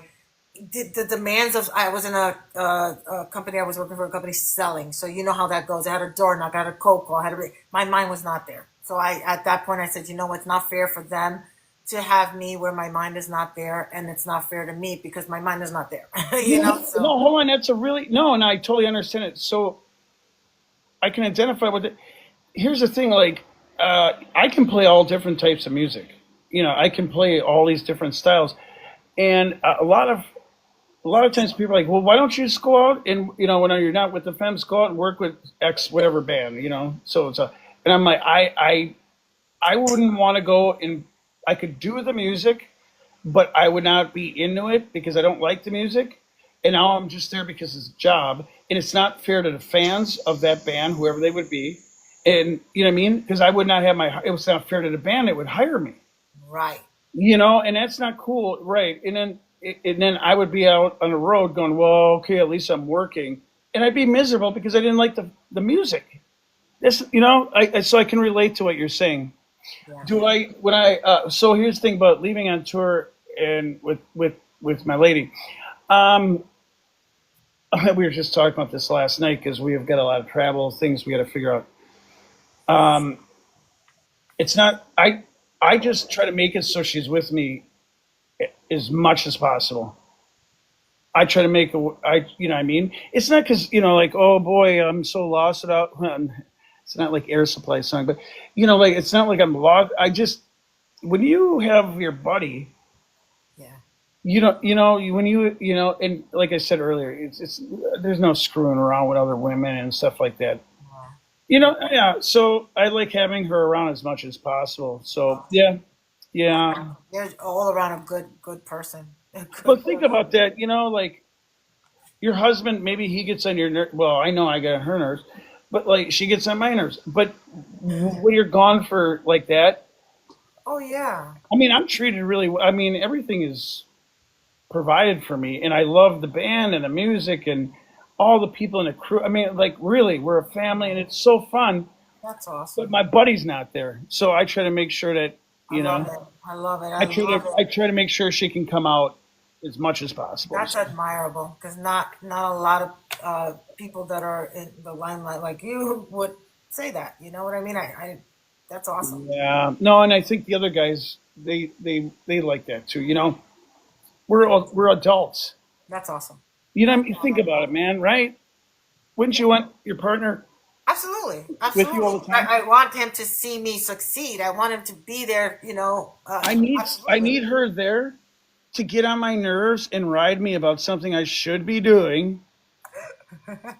My husband, yeah, he's from Brooklyn. I think that would explain, encapsulate what the type of personality. He has a very bold personality. So, yeah, he gets on my You nerves. got quite a personality yourself. I know sometimes we butt heads, but it's all a Yeah, love. same thing here. I've Yeah, been with yeah. him for 22 years now. So, um, 42. no, 22, 22. I was like, wait a minute. I thought you were Oh, only no, 32. 22. I did get married very young at 19, and then 7 year. I got the 7 year itch, got divorced, stayed single for a while, and he did win my heart. At the age of 33, I got married at Yeah, 38. sometimes you need a second try at it. Yeah, I was married really early, and I had my two kids that are now 16 and close to 18. And my lady tells me, she's like, "Oh, you were a child bride." Yeah, I bailed on that, but I love my kids, and she and I are, you make it happen.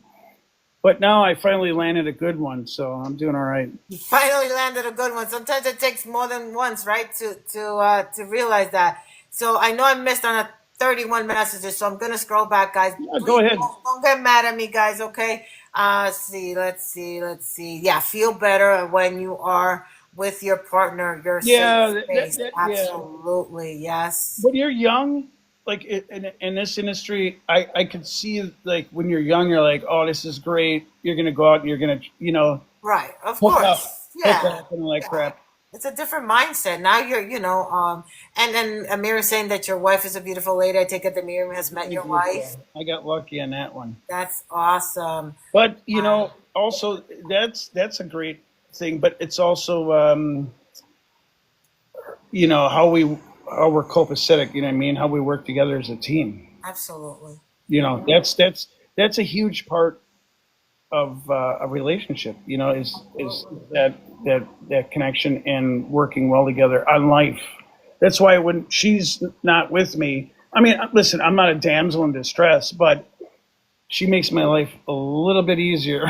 Right. No, for sure. That's like your best friend, that's Yeah, well, somebody who because has they, your back, who is going to be right there through thick and thin. oh my God, they hear you they know everything about you. They have to hear your poor girl has to listen to my stories about, and then I repeat the same one 3 times. I already heard this story about the old neighborhood, John. Yeah. Yeah. Yeah, no, that's cool though. That is cool. Let's see. Gen X 70 says, my husband, I have been together since I was 16. Wow. A Wow, little that's great. only 5 years. God bless. God bless. So let's see. Let's talk about the grill. The Whose grill. idea was it to bring a Weber grill into a drum kit, and how did Colbert react backstage? Okay. Well, first of all, the Colbert thing is the easiest, quickest one. So when we played there, they had a flood or something in a theater or wherever it is, right? And so our dressing rooms were in some different area. They had to put us somewhere else. Deborah Messing, she was in it. Is that her name? Deborah Messing. The tall redheaded woman, right? I forgot what show she was on. So she was a guest, and we were in different dressing rooms because of this flooding. He never came to our dress. We never interacted with him. But his assistant or whatever said, I don't know how that came about, but it was like Steven. Steven's a musician. Deborah Messing. Deborah Messing Williams. Yeah, that's her name, right? I'm not a big Thank you. movie Thank you. Thank you TV person. guys for So she that. was on a show. I never interacted with her. He never. The only time, yeah. So we had him. Somebody suggested him sitting in and singing on "Blister in the Sun" at the end, and so he came up and sang. It was cute, and because obviously you can tell the kind of person I am. So after the song, I just went up to him and I was like, "Hey man, thanks," and I hugged him, and I'm like, wow, somebody, some people probably would have freaked out and been like, "Don't touch me" or something. He was really nice on stage and all that. I was there for rehearsal for like when he was running through the show, Yeah. going through how the show was going to run, and all the writers are there. That dude is really smart. He's he's very smart. He's really dynamic. He's just really a powerful person. The grill happened because we were playing the Montreal Jazz Festival. Oddly or ironically, we're going to be playing there Yeah. here in July, and we were doing a TV spot. And I had my snare drum, and we were backstage, and Brian and his wife and Gordon, we were all waiting, and there was a barbecue in a corner, and it was Brian said something about the barbecue, and his wife said, you should play that. And Brian goes, yeah, you should play that. So then the sound people came in and they're like, all right, we're going to grab your snare drum, mic up the snare, and we're going to just do a little run. And I said, no. Don't worry about the snare drum. I'm going to play that. And it was funny because they didn't even they're professional, but they weren't confused. So then we went out, they had the barbecue, mic'd it up. We started playing and it just worked. And then when I really took over the drum gig for the band, when I told Brian, I said, "Yeah, I'm just going to put my drums in the cases on the drum. We're just going to do this now. Let's not screw around. We got, we're good." He goes, "You're bringing the barbecue, right?" And I said, "Yes, of course I am." So it was kind of a happy. It was kind of like it just happened to be. It was not contrived. Like spur of the moment kind of thing. Right? Yeah, and it actually sounds good with the band and all that. So that's how that worked. I'm actually going to do a video. I was telling my lady about it because I do want to tell that story a little bit more, and there's details to it because we did a whole album playing radio stations and record stores where I just played the barbecue, and we recorded it all. So that album is called Two Mics and a Truth, where it's just barbecue. So there's a lot to that story, but yeah, that's how it came about. Oh wow, Yeah, that's yeah. amazing. I creating change. I did catch your question. If you weren't a drummer, what would you be? What would be your second choice? A janitor. Did you guys hear what he just said? A janitor. A janitor. Facilities manager or something. I'd probably run a building, because I've done that in the past. And work in a where maybe I'd manage a warehouse. Yeah. Yeah, because I have You're OCD. so grounded. You're so grounded. Okay. Well, I appreciate that. I do know that that's a compliment, but I like I said earlier, that's just the way I was raised. Oh no, and it's great, and I guess I'm surprised at the fact because I could only imagine the like I said, I'm not, but just thinking of putting myself in your situation where you're surrounded with a lot of publicity and celebrities and stuff. It could have, some people it obviously goes to their head. You know what I mean? So the fact that you are still who you are, no matter what, is Yeah, I think it does go to my head at times. Like when I come home from tour and I have to go and get my own groceries, I have to drive myself. I get because I'm spoiled on the road, right? love it, love it, You love don't know because everybody goes and gets you the food. Everybody drives you to the gig, to the hotel, right? Then I come home and I'm like, wait a minute, I have to go and do this? Okay, I'm like, well, and I recognize that at least, but I'm like, oh man, I can't just call a tour manager and say, hey, I'm out of toothpaste. Because, you know what I mean? Like, when I'm on the road, everything comes to, you know what I mean? So I am spoiled. It goes to my head a little bit, but you come down to earth real fast when you come off a tour.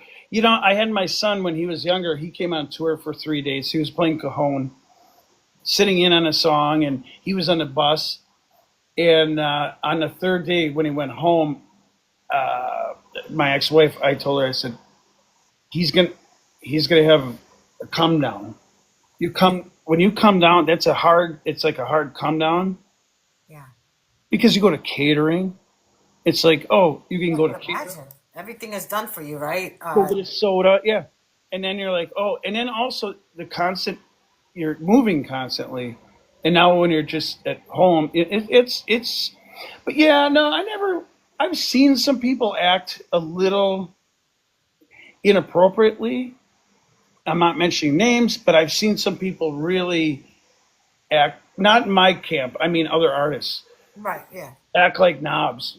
I've seen it. Yeah. Yeah. Not some. A lot of a lot of them. A lot of them. Well, More than not. my experience at least. Yeah. I mean, I see it obviously like we all do online or whatever, and I've seen it a few times. Fortunately, my camp is not like that. We're all really grounded. Miriam has a question for you. Who's Which that? Who's Miriam? which song are you most fond of playing? And then a second question is which song are you least fond of? So most Oh, and Femmes? Well, I mean, my favorite song is "Promise." That's on the first album. writing this down. There you go. Write it down for the interview. Well, and it's funny. It's not that I don't like the song, but the song that I'm least fond of is we have it's called "Dahmer is Dead." Jeffrey Dahmer. Yes, I saw that one. Yeah. Yeah. Well, and because I'm not. I mean, it's not that it's not about the music so much. It's like so he was here in Milwaukee. I was on a bus with him. My same friend that took me to the first Femmes show. He and I were at a mall, and we were on a bus, and Dahmer was on the bus, and he was trying to like I don't know what if he was trying to like get us to hang out with him or I don't but he was saying some really bad thing and so like I still have that connection like that's the only reason I don't like that song is because it reminds me of when Dahmer tried to pick up me and my buddy Yeah. and Oh man. 2 weeks later is when he got busted. Oh my And goodness. we didn't know who Jeffrey Dahmer was. We just knew Gen that. X was like, wait, what? Did you just miss what he just said? Yeah, so we Or didn't know you're who. just surprised? I don't know if you did you miss it? Yeah, so we didn't know who Dahmer was. We just knew that it was that weird dude who was on the bus. And then when all that he got busted, and then it was on the news. My friend, that same friend, he's my best friend, calls me and he says, "Hey man, turn on the TV." And I said, "Okay, what? What? You see this guy?" And I said, "Oh yeah, okay." Huh." He goes, I said, "Wait, dude, it's the guy from the bus." I said, "That's the guy." So it's not about the music. It's not about the music. Derek wants to know if you have you said this story before? Is this the first time you ever say this? No, I've told a story, Okay. but here's the thing. Yeah, so um, obviously I dodged a bullet. And we Something could both. have happened to you. Like, oh my God, you were a serial. Oh Yeah, my. it was like 15. Yeah, I was 15, and oddly enough, we were leaving the mall because we were buying baseball cards or some. Yeah, and he was saying some really bad things, and then not sexual. It was race. It was real racist stuff. And growing, because where I grew up on the south side of Milwaukee, it's like I knew how to navigate with people like that. You know what I mean? There was always somebody that's going to try to jack you or something. So that part was after the fact when we saw him on the news, and I'm like, his eyes. I can tell you, and it sounds weird, and I mean it's not about my career or anything, but even his eyes, you I was looking at. It was bad. That dude, obviously, we all know he was bad, but I knew it was bad. Yeah, and then it broke in the news, and we were like, oh, my buddy's like, dude, that's the guy. I said, oh man, I'm like, wait, and then no, just think, I'm like, okay, so why is this guy in the news? Now, now I'm sitting and I'm learning about everything and I'm like, what? Oh my God. I mean, You know what's funny? When I tell that story to people, it's not even a bragging story. When I tell that story to I mean, people, it's killing. It's not bragging. It's like to think that you were that close to so much yeah, yeah, yeah. is scary. Like, Well, uh, so that the Dahmer movie came out, uh-huh. relatively. I watched that one. Yeah, yeah.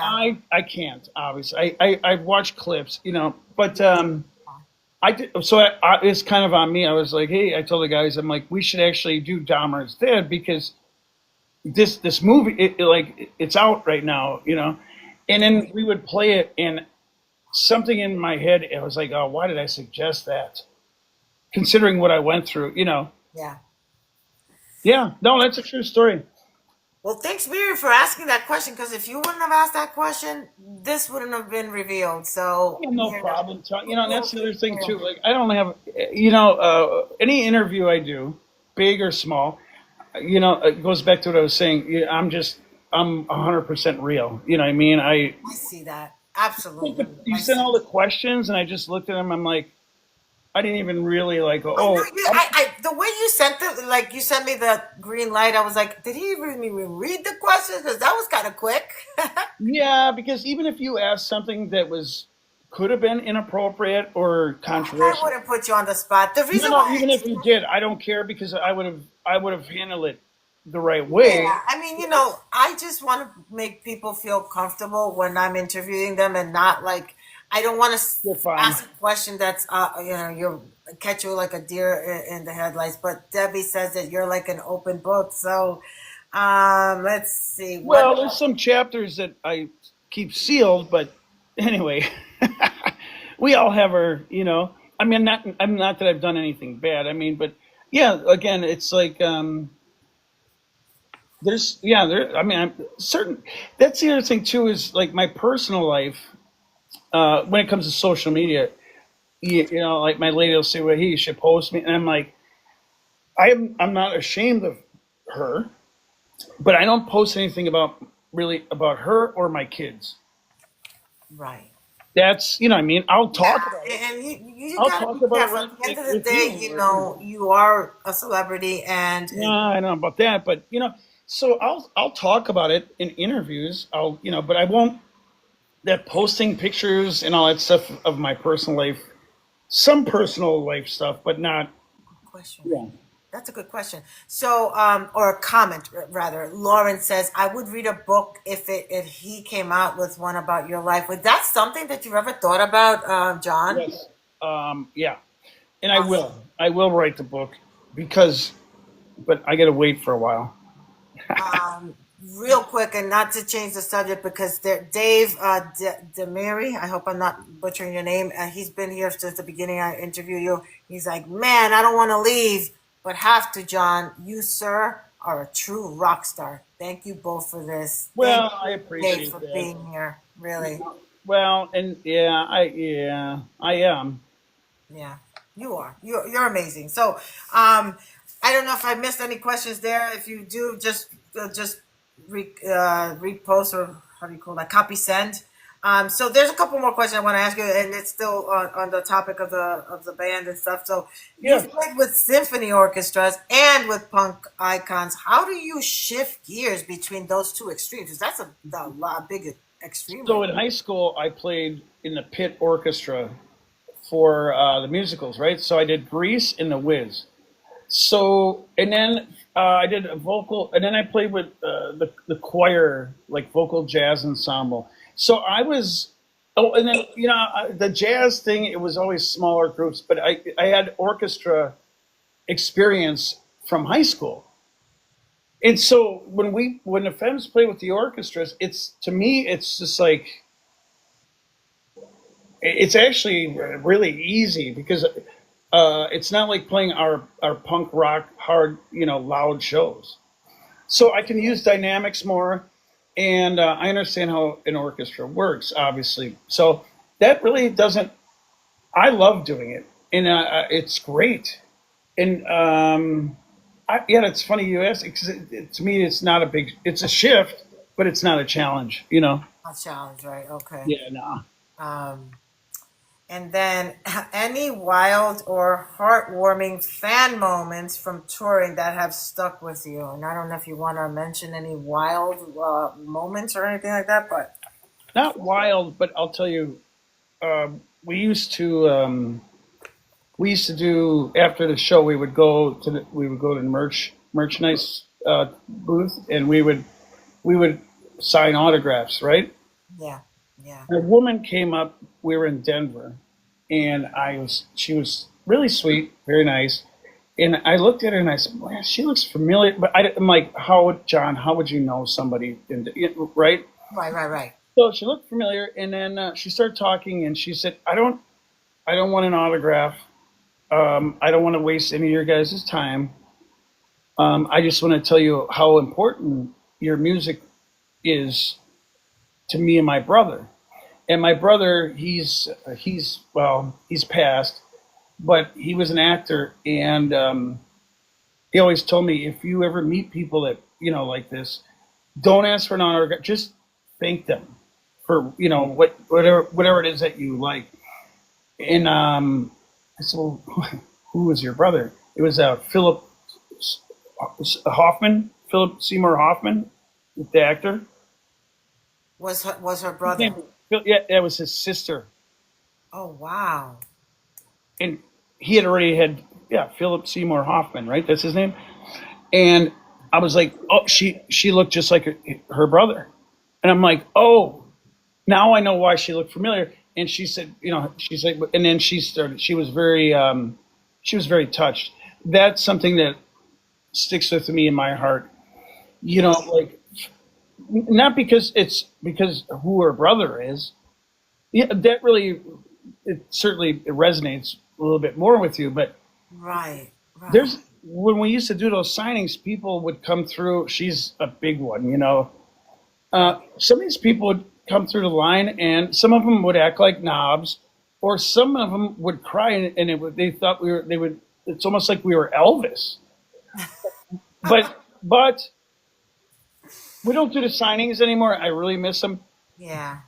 Um, for these fans to have just a moment to thank you and shake your hand, the autographs and all that stuff. Sure, that I mean, that might mean something.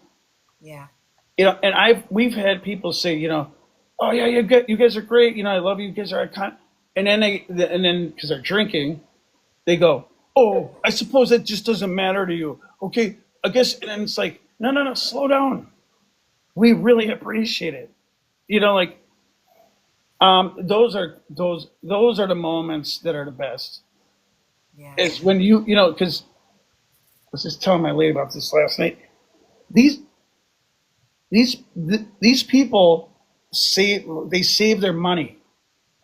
They take a vacation day, whatever it is, right? They drive 3 hours Right. because they want to come and see this music. They want to see us live.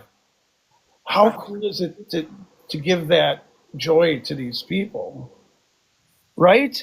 You know, I just was at I just went and I performed with these kids at a school, grade school. Oh, that's my kid. Hey, I'm on an interview. Don't be jacking my stuff up. Um, but I went to this school. I didn't get paid. It wasn't about the money. Yeah. To be able to, they just know, oh, he's someone famous or whatever. But then to talk to him, what was it? The theme was building each other up. And I was talking about being in a band or even in a family. They know I'm famous or whatever, and I may have said something to those kids, no matter what line of work they go into or whatever they do in their life. It might resonate with them, and they'll say, "I remember when this guy came to my school." That's my job, man. Yeah. That's my job. They honor. Screw. No, I didn't get paid. I don't care about that. It's my job. The honor of certainly being in a punk rock band, right? Being invited into a school to speak to children. And when people I was just looking at one of your questions, the music myth. We're not all doing drugs and hanging out with floozies, right?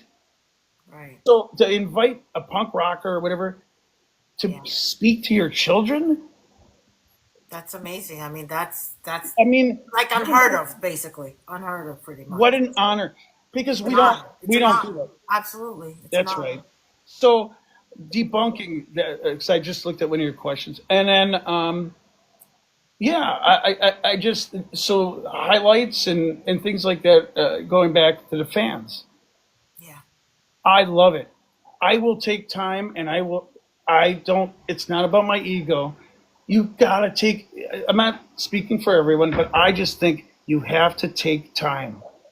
These people, not only are they paying to come and see you, and they love your music and it resonates. To see people sometimes it's grandmothers that bring their daughter and their granddaughter and they're in the front row.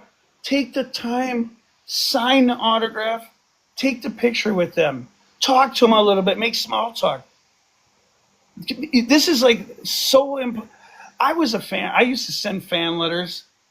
uh, you know it just come on, man, this is part of the job. Not a it's Isn't it like that's the just to have the ability to make someone happy like that?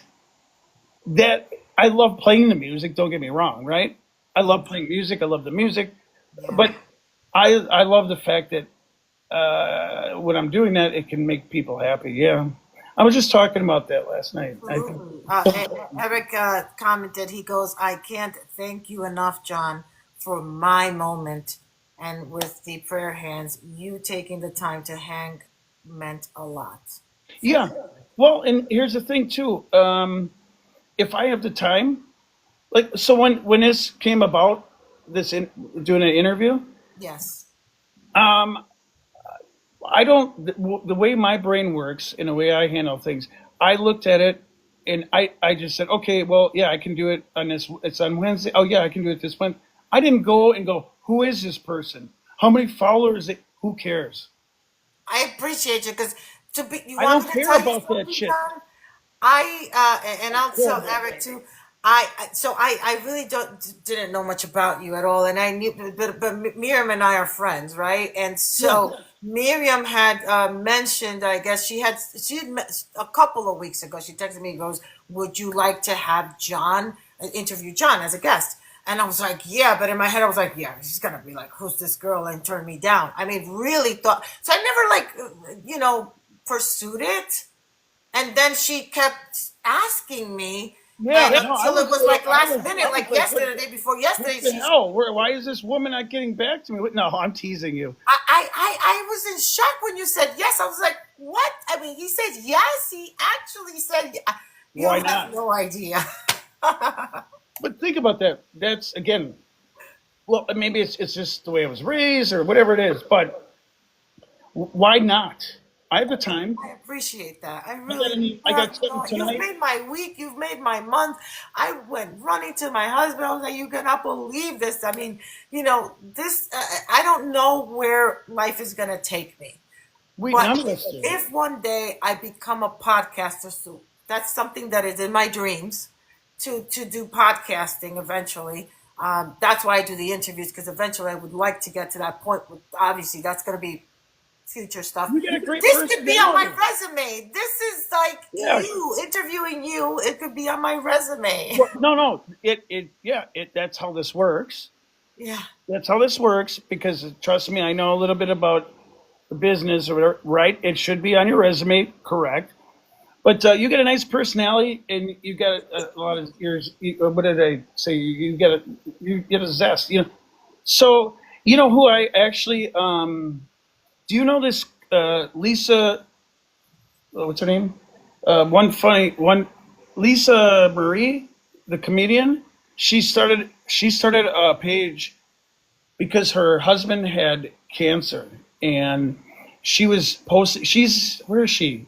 Long Island. And so she started this thing on Instagram or whatever, TikTok. One funny Lisa Marie, I think that's the handle. But anyway, Yeah, right here. Elizabeth Francis she's an, says one funny Lisa Marie. yeah, Yes. yeah, yeah. She's an Italian woman, and I started following her, and it was just daily stuff. She's got, she's just being herself, like, Right. and she's got a little, you know, zesty personality or whatever, Yeah. like you. And but she was being honest, and it really took off for her. And now she's selling out theaters. She was a stenographer, Wow. and then her husband passed away, unfortunately. But I saw her in New York. I forgot where it was. Was it the Comedy Cafe or whatever they call it? Yeah, she was great, and she's doing really well for herself. That's awesome. But just sometimes just being, it's again goes back to what I was saying earlier. When you wake up in the morning, and if you're just yourself, you don't have to remember a lie. You don't have to remember, oh, I have to be this character right Amen now. to that. So Amen. just keep doing what you're doing. You know what I mean? Yeah. Thank Yeah, I you. mean, so you just keep, and also just keep grinding. That's what we're adults. That's what we're supposed to do is work. Absolutely. What else are we Absolutely. going to be doing? Especially like I told you, I come up from a family that does, we weren't rich. Both of my parents were blue collar workers, and thank you so much, Miriam, for saying that I'm amazing. So for sure, if it ever happens that I do end up doing podcasts and stuff, I still will be the same person that I am today. I just feel honored that you took the time to. Well, You don't know me from a hole in the wall. I could have been a little cuckoo and you didn't know who was going to interview you. So I appreciate that you trusted Miriam and that I'm not, okay, it's all good. We're good. But yeah, as far as that's concerned, I would just say, yeah, and here's the other thing. My advice would be, especially with stuff online, consistency. yeah, I see a lot of, I see a lot of people. They get an idea, right? Podcast, whatever it is, right? Or whatever. This is what we're doing here, yeah. and they do it for a while, and then they start crapping out. They don't stick with it, and you have to stay consistent. Yeah, I enjoy this. I do a little bit of everything, just so you know, John. And So do I. I was just painting a house yesterday. kudos to you, man. Yeah, this is one of my favorite days, Wednesdays, because I get to, you know, meet people like you, different walks of life, and get to know a little bit more about you. And I'm Yeah. just fascinated. Well, and Miriam, and it's funny. Oh, going back to what do watch on TikTok and all that, right? So that's I think how I connected with Miriam. I was watching what is it? The psychic seatbelt psychic or something. I got into him. I forgot his name, Thomas John, and I really liked his stuff. And then, of course, as the algorithm works, now all these other psychics are popping up, Right. or tarot reader, whatever they are, and that's how I connected with Miriam. And geez, it hasn't been that long, so she might be already yelling right now, saying, "John, that's not how it happened." But I think she sent me a direct message or something. But that, and then once I realized she wasn't trying to sell me on something, because most of those people do that, they fish you. Right, right. She's We genuine. so then we developed like an actual dialogue. We started a dialogue, and then that's how this all came about. And and it's nice because you do actually get to meet and make good friends with people if Yeah. you're open to it. And Miriam saying, I followed you. You messaged me because of my bio. Yeah, sure. I see. I knew I was going to be wrong about the story because in my head, my idea of how things happen is usually not right. So that's how this happened. So I would say stay consistent. Yeah, so like and like I was saying, yeah, I do enjoy this. This is so I wear many different hats. If you catch me on a Monday, I'm talking about motivation. If you catch me on a Tuesday and Friday, I'm doing trivia, and I do have a business too. I have a skincare business, so I do a little bit of everything. But honestly, What I kind of love people. what do you mean skincare business? So I make soap, similar to me. I make soap, different products. Uh, Body butter, shampoo, like a plethora of things. But I wanted my child to have a little bit of everything, so it's not like just dry content of me just standing behind a counter making soap day in day out. So I wanted people to see Liz, the person, right? And I'm a people person. I can talk You to and me you. both. We can talk 24 hours, and I will never, there will not be a dry moment. I'm being serious. Like I'm Well, that. I already picked up on that. That's why Yeah. everything's been like you sent me all these questions, and we maybe did some of them, but And we we only did half of them. we've been Guys, I talking haven't about even touched the everything else surface. under the Surface has sun. not been asked. And I think you're the only person that genuinely, I have not even, I mean, I've looked at some of the questions I've asked you, but it's been a more natural conversation where I don't feel timed or, like you made me feel really good at ease. Right. Well, I'm happy to hear that. Right, and that's then well these that's how it should be. It should be a natural, you know what I mean, flow. Of course, we'll talk. You're gonna have your like. Okay, I should at least ask him this and ask him that. Great. And next thing you know, we're talking about skincare and how I use ordinary under my eyes. And my lady's got me on this. I don't know what it's called. It's like a spray I use. It's red, and then I have to do aquaphor because I get eczema. Yeah, we could talk about that all day too. No, that's okay. Trust me, I'm not going to try to sell you on anything. I just Oh, brought no, up I didn't say that. You know so what I that mean? you know that I am like I'm more than just a handcrafter. I enjoy. I do trivia. I want to make people laugh. That's why I do the trivia, nostalgic trivia. I usually do Gen X trivia and stuff like that. So Oh, really? um, yeah, Tuesdays and Fridays, and with a sprinkle of I do have the spicy Family Feud too. So it's upside down and my camera's backwards, but yeah. So There's a guy named John Paul. He's got it's called 80s. It's 80. I'm friends and 80s then, 80s now. It's an 80s trivia on Instagram. yeah, so I like to do. That's what I like. I like to be around people. I like to talk to people. I love humor. I just like I just feel like if I were to go live every day just making soap, it's dry. It's boring. I mean, it is boring to me. Yeah, I You see what know, you're it's saying. boring. I'm not gonna lie. Yeah, and I guess that's the other thing too is I've been hearing when it comes to social media, it's like you should be going live consistently. Yes. So that and I don't know if when you do plan to go live, that's something that I definitely can tell you. Consistency in the time and the days that you go live, because what happens is that it's like a scheduled programming where and that affected me in the very beginning because I was still trying to find myself and find where how do I fit in this whole thing. Sure. So I started going live at night. Then I started doing the daytime. Then I was doing different days. It's just and so I've been now consistent. I want to say for a good 5 months or so, more like more than that. Yeah, Like 6 or 7 consistency. months where I've been consistent at this time, these Because days. then people, if they like what you're doing, they're gonna say, "Oh, I really like what she did," and it's then it's like, "Oh, it always does it on Wednesday." It's Yeah, for you. You just missed a cowboy hat. That's okay. oh, I didn't even yeah, That's but yeah, okay. consistency even in Yes. that, yeah, Consistency is key. I think with everything, consistency is key. Right? yeah, yeah, life in general, you know. These Ask me, are you gonna ask me a Guys, real? do you want to ask anything? These questions, I feel like now we've like kind of, it's gonna not go with the flow, but let's see now. You teach drum technique and history. What's something most new drummers get wrong and overlook?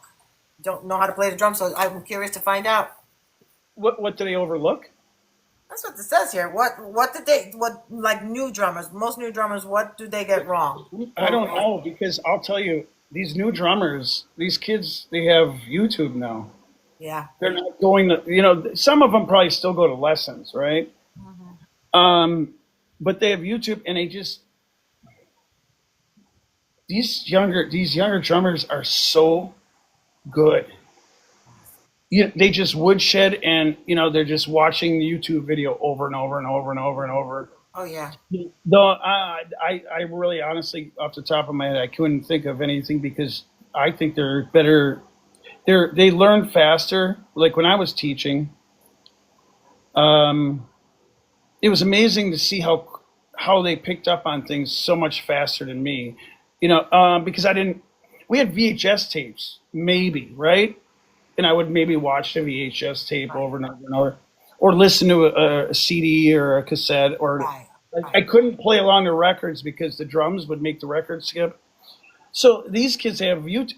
It's everything is there. Oh yeah, everything is there at your fingertips. So no, no. I just saw that question. No, I never met. I've never met those So the guys. question I'm trying to see, hold it down. How does okay? So wait, hype recovery. Welcome in says, how does he feel about popcorn punk bands? I don't know exactly what that is. Is that like Blink 182 or something, or Green I Day? I personally don't know. Maybe hype Never if you heard could that explain phrase. that one, please. And then Gen X 70. I think you caught the question. Have you ever met Guns N' Roses or Bon No, Jovi? no. Well, it's funny now I think about it. So the original drummer Steven Adler, I'm a huge fan of his. I did get to meet him about a year, maybe a year or two ago, and he was sweet. Um, yeah, no, no, none of those guys. All the guys that like like if you're talking about that era, like the guys in Def Leppard are. I've met all those guys. They're very nice. Yeah, Billy Idol, he's really cool. I like I said, I've had very few. I've never had a bad experience with anyone. I've seen other people misbehave and be knobs, but yeah, as far as that era, oh, Joan Jett, she's a sweetheart. Um, How about bands that? So Eric, Gen X Alternative 80s is asking any bands or artists that you are not fond of, and I don't know if you want to answer that question here. I don't know.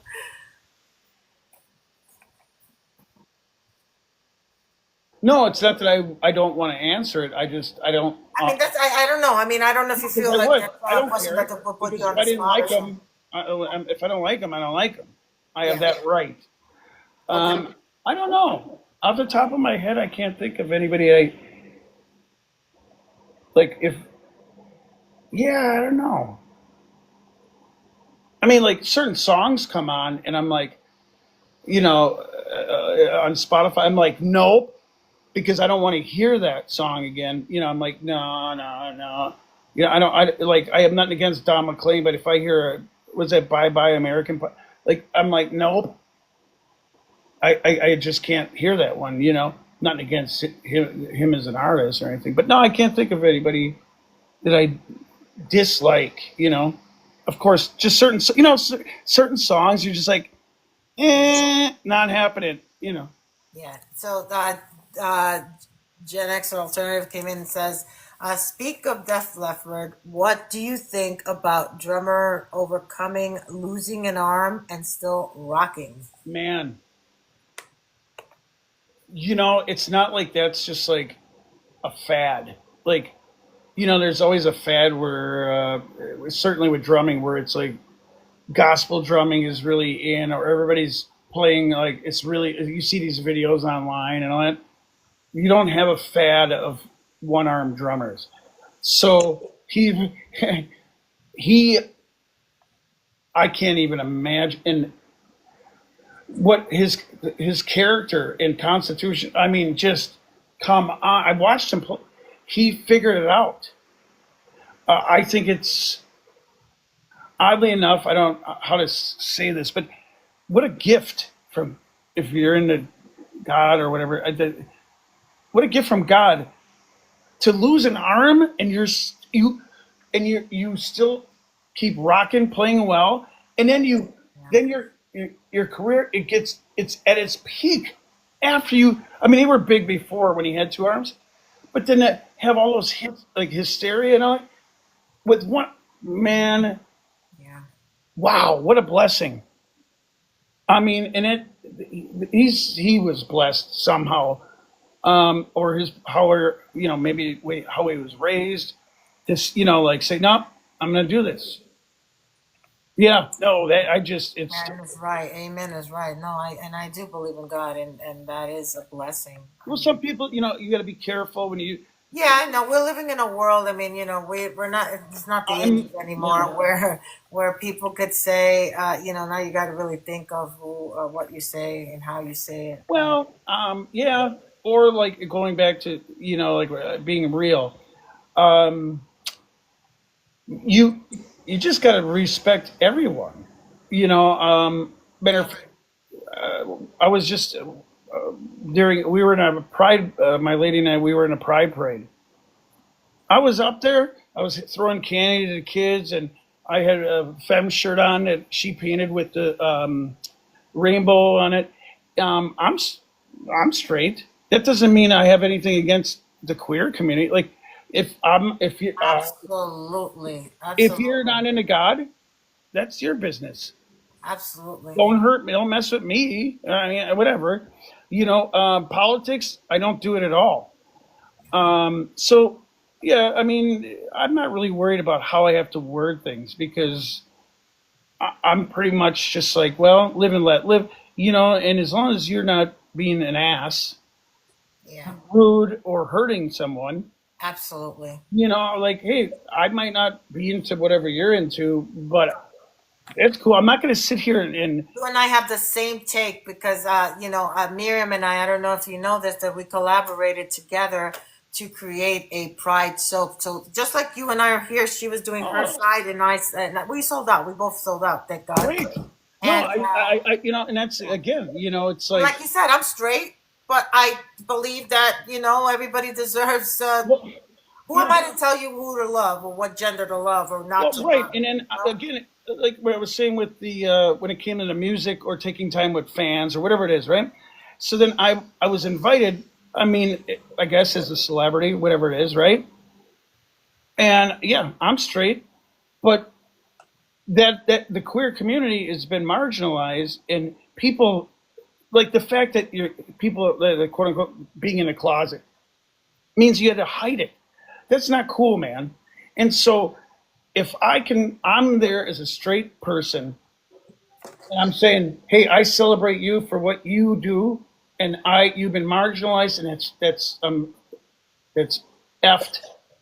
And so why not? Why, like, how do you not just do that? How do you not celebrate or support people that certainly that are marginalized? So that's my take on it. Again, the political stuff I don't touch. Yeah, But me neither. I'm not into that whole But we political. do live in this world, right, where everybody's waiting for the next. Not everybody, but a lot of people are waiting for the next person, celebrity, whatever, to say something just a little wrong, Yeah. so they can get the attention that they're calling out. It's like no, no, no, no, no, no. And it goes back to Bill Burr. He was like, enough. That's So why I love him because he's so raw. Bill here's Burr raw. says it like it is, and I'm telling you, like that's my husband. Like Bill Burr is exactly. That's why I love him That's so much. awesome. Well, you picked a My good one. husband will tell it like it is, no matter what. Right. That's how he is. And Yeah, so that's my that's what I take. love about him. And I do a lot of interviews, and usually, typically, those kind of questions don't come up. But I don't care if they do come up because I just, like, I don't know, just don't be an ass. This is You one of the know, longest interview, right, John? Is it like one of your longest? Is this one of the longest I interviews? just feel like, is this an interview? I feel like we're just hanging out. And we're just saying, yeah, and I've said this before. Everybody knows I don't like that word interview. I really don't because I feel like an interview is more like It's too written. formal. It's formal. Like, okay, I'm going to ask you this. You're going to answer this. And I don't feel like that. I feel like I'm just having a conversation with you. You know. That's how it should be, and that's usually, again, that's when we keep bringing up this topic of being yourself. That's when the best things come out because it's natural. So, but yeah, it's funny. That's one thing. Certainly, being in the entertainment world and having to do interviews and stuff like that. Having to watch what I say. No, no, because I'm not worried because I don't. I just even with religion. I mean, my mother was Jewish, but she was raised Lutheran, and then my dad was Catholic. And like even in that part of my life, I'm not making judgment on whatever religion people are, but I'm like a mixed bag. I'm like my life is a swap meet. you know, if that That's makes what sense. makes it interesting, though, right? Yeah. I mean, that's what makes it interesting, right? Yeah. Um, Somebody said, "I don't care who anyone voted for, just be kind." Absolutely, I don't care. Yeah, yeah, yeah. Yeah, I and don't. also, I mean, if it's like controversial for me to even say, I would be skeptical about what what news we're being told. Right. That's another thing too, because if you turn them to one channel, they're going to be pro this one and against that one. Yeah, you have to be Turn to another. objective. Yeah, if you're gonna get into that, be objective. But like when I have the stuff that I see in the news or whatever, online news, or I get if I get worked up or I have an opinion, but I'm like, at the end of the day, none of this is paying my bills. Like, what does this have to? You know what I mean? Of course, I don't want to see people hurt or killed or being marginalized. No, I don't like that. But I still have to. I have to live my life. I have to do my things. Exactly. Like I have to. After this, I'm gonna shower and No, I promise you. I mean, we're not no, I gonna have to keep get it a till haircut 5 o'clock. today. That was a joke, guys. All Like right. I have to Um, get a haircut. So we all have to live our daily lives too. So Absolutely, and not have absolutely. that effect. Where you No, get all wound up. I totally agree. Does anyone have any questions? I mean, I don't know if I should ask you all these questions. I am respectful of your time, and I know that No worries. you're No, no, no. very Like I told kind, you. and so you're very kind, and I love the fact that you're giving me more time, more air time than normal. But I really love it.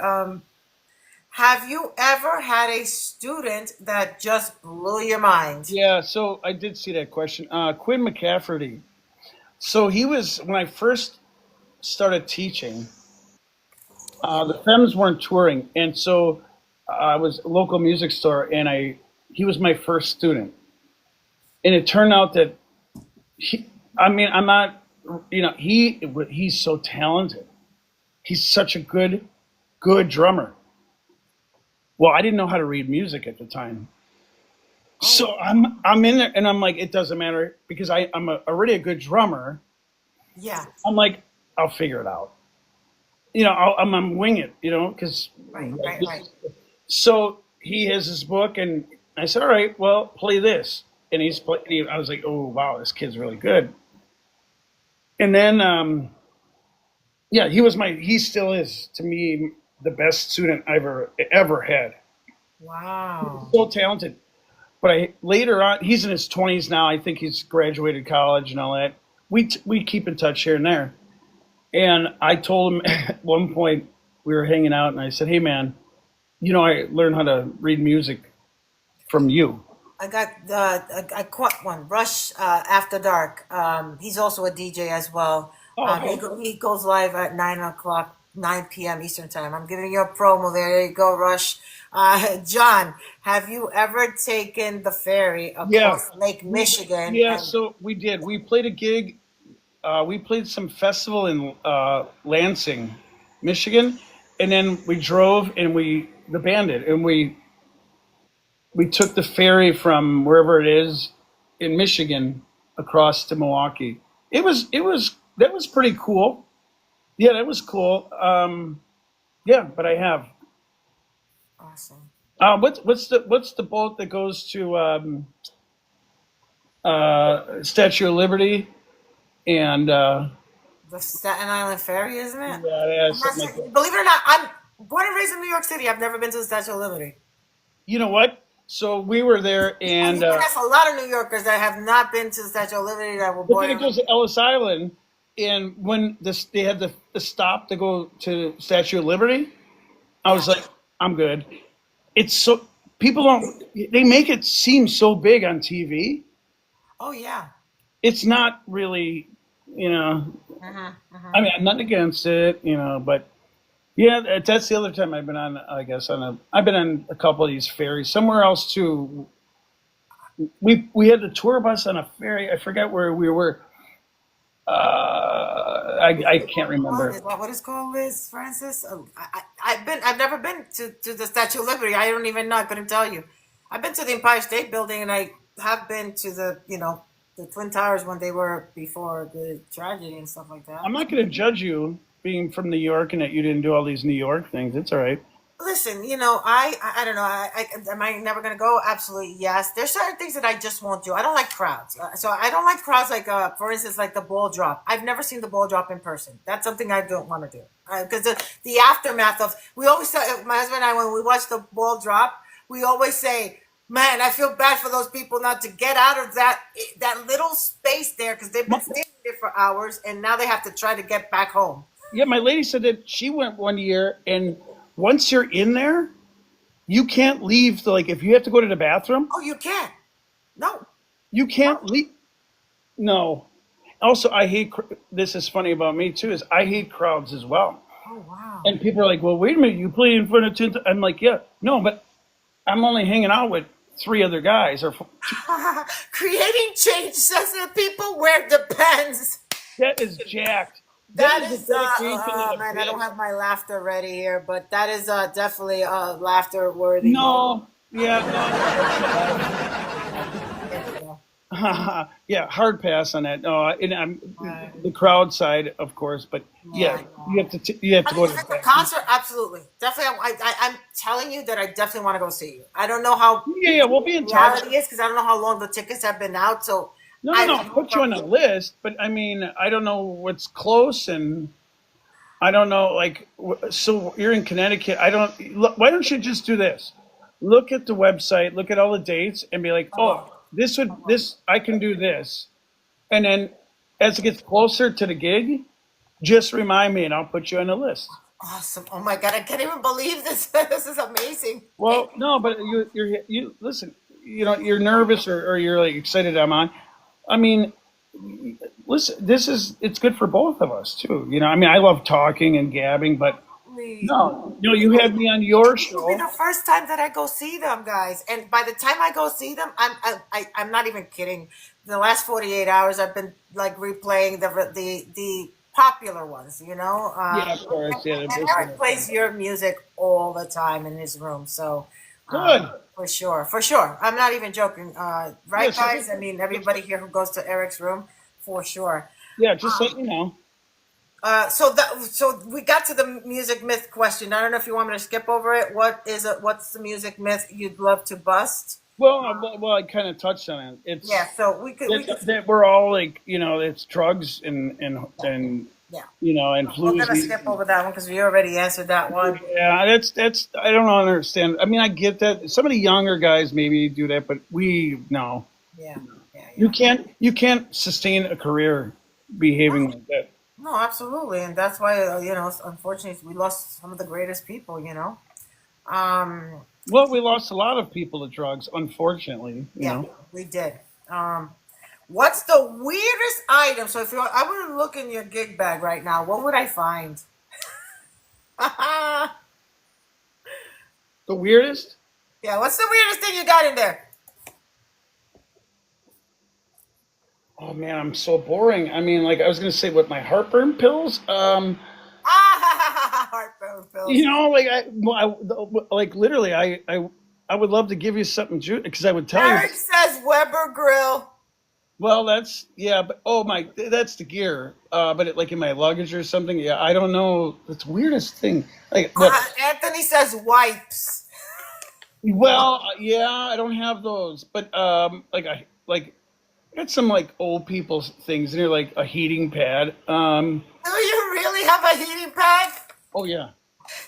I'm gonna send you some of my Flex and Chill cream because if you're having pain, I can definitely send you some cream. I don't even know if I have pain. I think it's something maybe like it's nice. It's like somehow it must remind me of when I was a kid when I was sick or something. You know what I mean? Like my Yeah, the mom would heating put a pad. heating Yeah, pad on my, yeah. that's as wild as I get, I guess. Compression socks. Somebody said compression socks. Send the bar to Oh, see. I just Yeah, started using those for flights. Yeah, because that's funny. yeah, Oh, if man. that, just, like those flights to Australia and stuff like that, those are 17 hours. Seven. Have you ever been on a plane? Never. No, the longest I've been on a plane is 6 hours, and I thought that I was never gonna get there. 6 hours was from Connecticut, I believe it was to California. Oh yeah, that's a long 8 one. hours. I don't remember. 6 or 8 Yeah. hours. So I will wear them on flights. Yeah. Yeah. Let's see. Somebody said here, and that's what it's all about.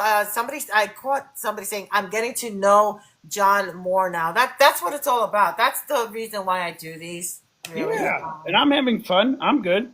Yeah, yeah. So, all right, so we got that one. Favorite song to drum to that isn't a Femmes track? Got you. I got you, Eric.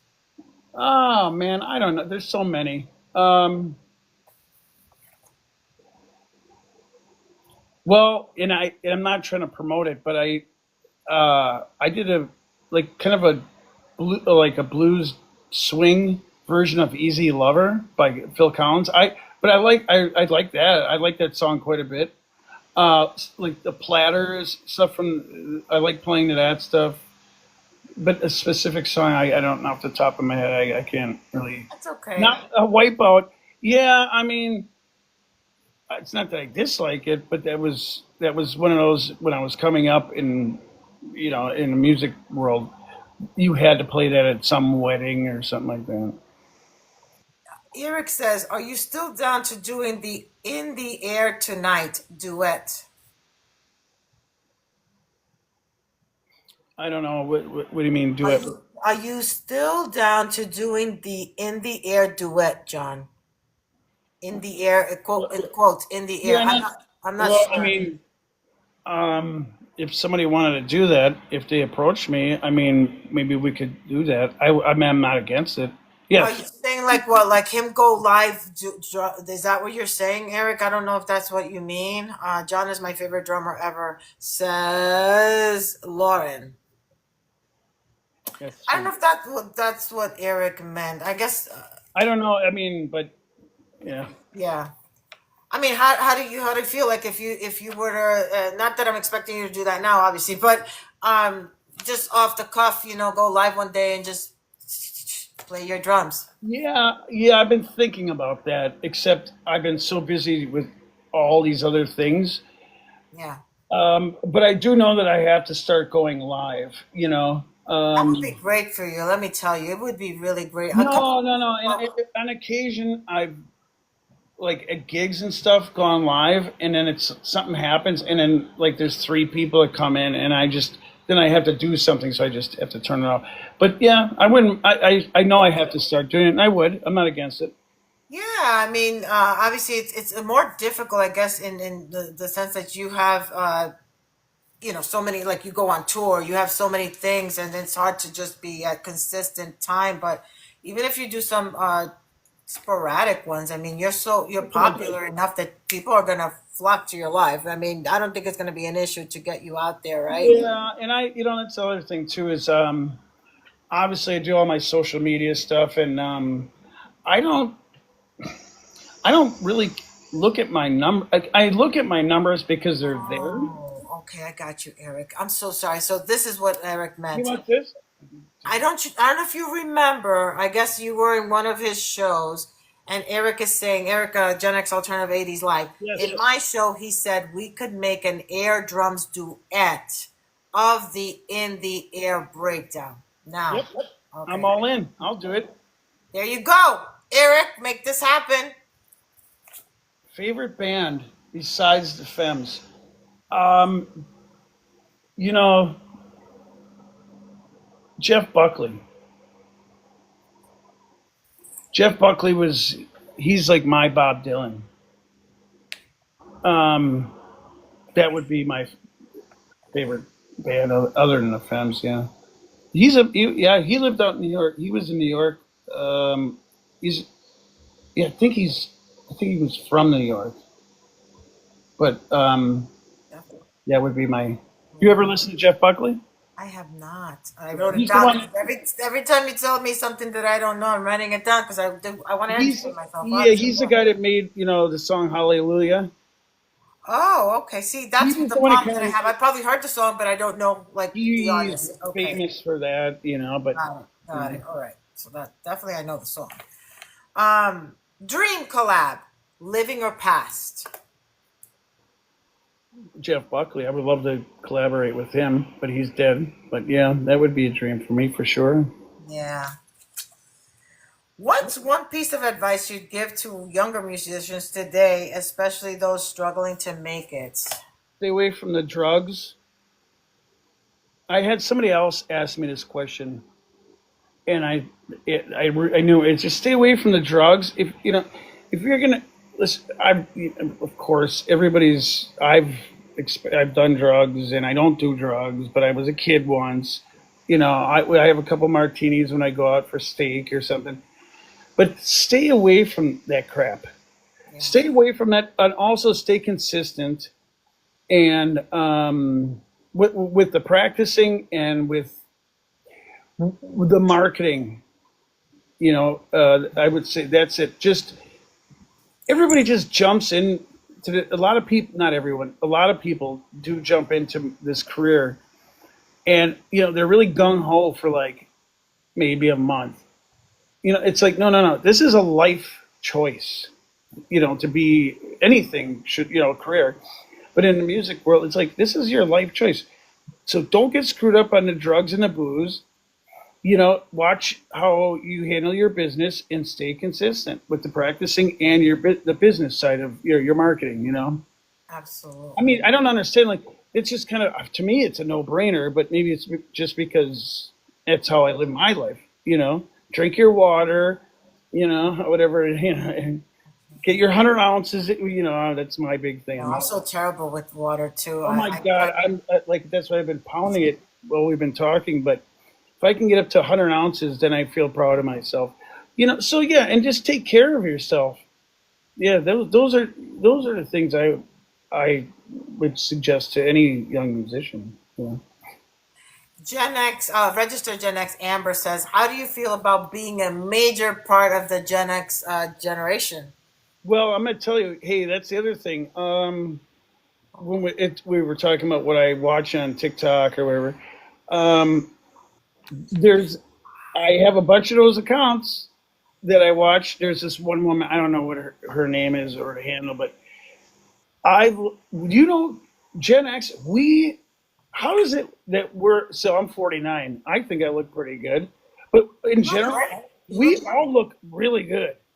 Do you notice? Like, Yeah, so it's so funny because I don't remember where I was, which life, that back in the day, like a woman at 40, 45 years old look looked like a great so man. much older than today. You know what We I mean? look great, and it's not like we're lying to ourselves because we're getting older, but like I think we look really good, even though we drink water out of a garden hose. You Yeah, know, even though we ate government cheese, um, somehow we aged really well, and it's really I'm actually really proud to be part. Like all of us, we're pretty we're badass. we And are. and I'm not saying it because I'm like a midlife crisis or no, No, we are. We we are. are really cool. We look good, and all these kids now, they're it's typically it's normal for, but they are copying us. Yeah. Well, we're the We're last cool. generation that is, I mean, these kids are born to technology. They're born with a phone in their hand practically. They don't really experience the outdoors. I mean, just to put it to you this way, we have a nice in-ground pool, and my husband's birthday was last week, and we did a little barbecue thing. Well, would you believe? I mean, that instead of them wanting to be in the pool, hanging out and all that, all of them were in this AC watching TV, and my husband and I were the ones outside. I'm like, what is up with this generation? Like, they don't really. I don't know. It's just different. We. So that is a good question. Yeah, I'm actually I, and so my lady, she's a millennial. I think she's 32. But you know, Oh, I think he has a phone call, guys. no, I'm fine. Okay. I love it. So like, yeah, whatever the question basically, the answer is, I'm really proud of it because when I think about our generation, it's like we're pretty badass, man. We are You know? badass. We Yeah, are badass for yeah. sure. Love it. We are built different. We are Yeah. built different. I'm like, it says Nelson. I know the comments are flying, guys. I apologize if you guys have questions, please put them. And I didn't get to your question. If I got to your question, no. But if I didn't, please then repeat it because obviously I'm respectful of your time too. I know that you're the sweetest guy and that we could go on for hours, but at the same time, Yeah, well, how about this? Let's just say, let's give it 10 more minutes. yeah, let's do that. Let's do that. 10 more minutes, 12:45. guys. So please, if you have any questions, this is the opportunity. We're going to shut it down at 1:45 my time. Yeah, because I gotta go. I do have to shower and get Yeah, yeah, myself yeah. No, no, ready. no. And I'm listen. Like I Thank said, God you you are. can't smell me This over the interview, internet. by the way, is going to have to probably be broken down into two segments because I think it's That's probably. whatever. I mean, I'm talking about for the tube. Unless you guys, I mean, if you watch it the entire thing, that's fantastic too. That helps my algorithm over there. So let's see. I think I have only two more questions, and if you guys have questions, this is your opportunity. Where can fans follow your latest projects, and catch you live? So, do you go live at all? Are you on the gram? No, very here. I have a little bit. I'm gonna again. I know I have to start doing that, but I'm more active on Instagram. I got stuff on Facebook. Okay. Um, I have to get my YouTube in order, and then I'm on.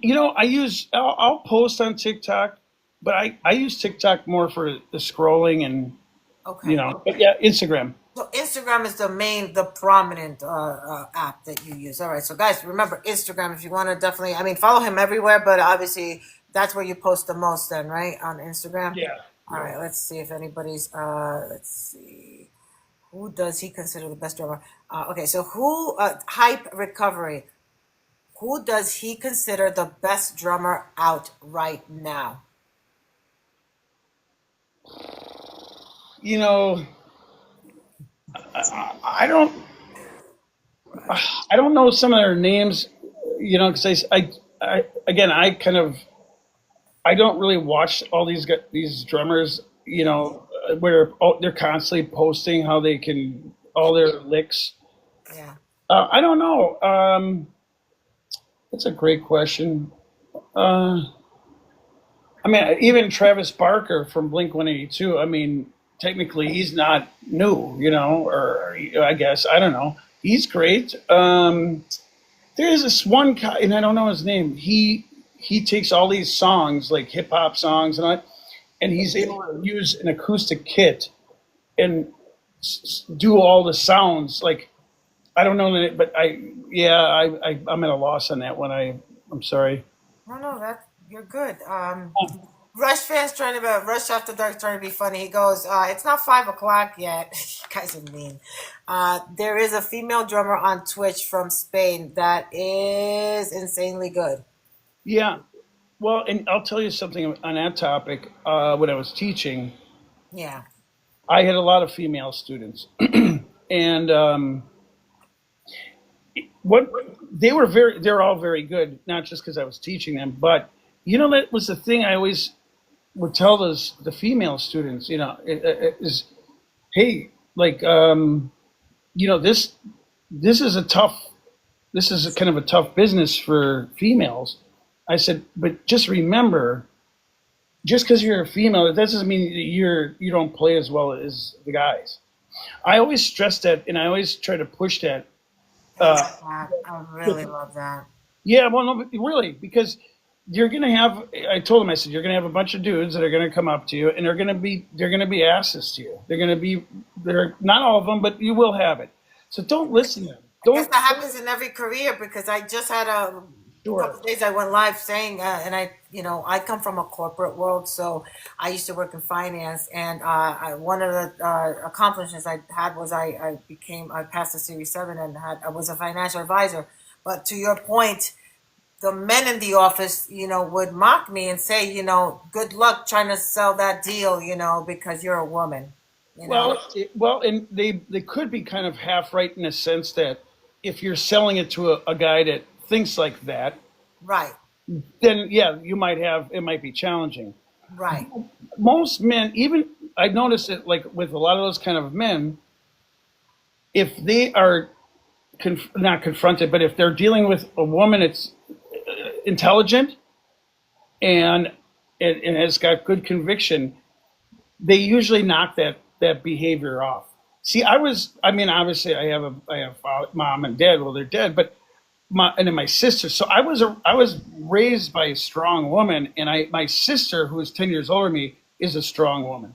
So like I don't understand that concept of that being misogynist, and that just doesn't land with me. It was never my thing, but I'm not ignoring the fact that it's still challenging in all these different yeah, lines of or in life for women from these asshole men. So yes, that's also what I was talking about. It's my duty to go and talk to these kids or whatever. I'll do all these. It was also when I teach, certainly with females, or however they even. I didn't have any trans. It was that was I just didn't have that, but I didn't care either way. To like just get over the hurdle of the climate that they're in. You're playing drums. It doesn't matter if you don't listen to these guys. Don't let anybody do that to you. You're going to be in business. Yep, like you said. If you get into, you're going to be dealing with some tour manager or an executive. right. Don't listen to that shit. Oh, yeah, absolutely, absolutely. Yeah, well, but sometimes they won't. Some people, they may hear that from their parents, and they should. But sometimes you hear it from your parents, and you get like desensitized because your parents. That's they're Of repeating shit. course, yeah, yeah. But sometimes you need to hear that from somebody, something, whatever it is, from someone else. Yep. Yeah, it's really important. I really I think it's so important. Thank you for saying that. Nowadays, why are we? Again, I'm not going to get controversial, but like, why are we still having these problems? You know, Right. I mean, and I think our generation is, well, I'm not, but it, our generation is a generation now, right? Where we have that influence. We're the elders now. right. It's our job, It's our job. everything. So It's thank our you. It is job, our job. It is our job because you know, it needs to stop. It really does. all of it. It All really of it. does need Got to to calm down, and we have to. Yeah, it's our job. So it's not just my job to go and talk to kids and inspire them, but it's across the board. I have kids. I'm raising kids. You know, yeah, that is the kind of another cool thing about our generation is we're pretty badass. We look great, and we're the ones in control now. That's We're handing it off to this. So like it's on us, man. We have to do it right for them. yeah. I'm not doing a Tony Robbins, inspirational speech here, but it I does wish, kind. Eric. Eric says it ends here. We can break the cycle. And this app, this is the reason why I've been, so just so you know, John, I got on this app it's been a year, 1 year, Memorial Day weekend of last year. And I got on the Gen X trend, and I believe that we are a big number of Gen X people, and we could definitely make a difference together, for sure. Yeah, yeah. I mean, so not to be a Debbie Downer or anything, but like I said, both my parents are dead, and so I'm like, oh, there's no one. No, I don't have a boss anymore. What I mean? I'm only accountable to myself, and I have kids, and then whoever else. It's a heavy responsibility, but at the same time, we could actually make a pretty cool next generation because we're cool. I'm trying to spin it in a positive Absolutely. Absolutely. through the music, Some everything. millennials kind of want to I've seen millennials like, oh, I'm a millennial, but can I still join the Gen X? Of course, for sure. Rush After Dark says, hold on, because I now got hidden here. Oh, John, what is the one song you must have on any playlist? And he says, mine is Watching the Wheels, John I Lennon. like that song.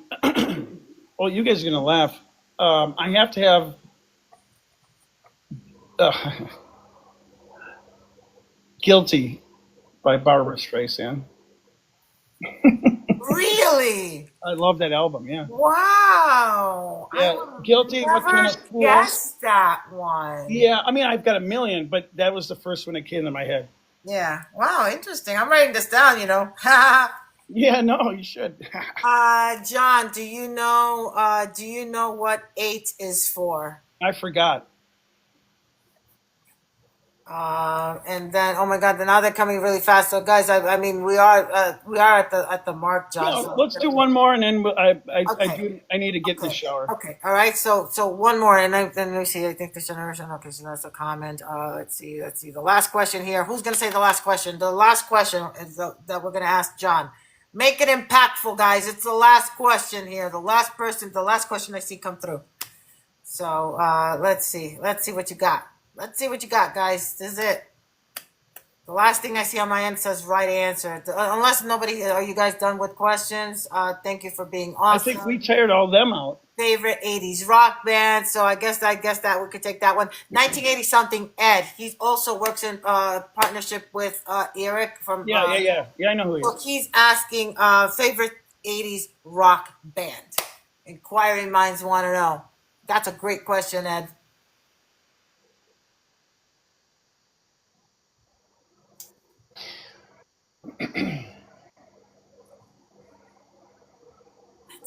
Let's see. Inquiring minds Yeah, no, no, no. I'm with you. Yeah, well, I'm gonna give an answer because it comes right off the top of my head, and then I'll get off this call, and I'm like, oh, I should have said that, man. Why didn't I?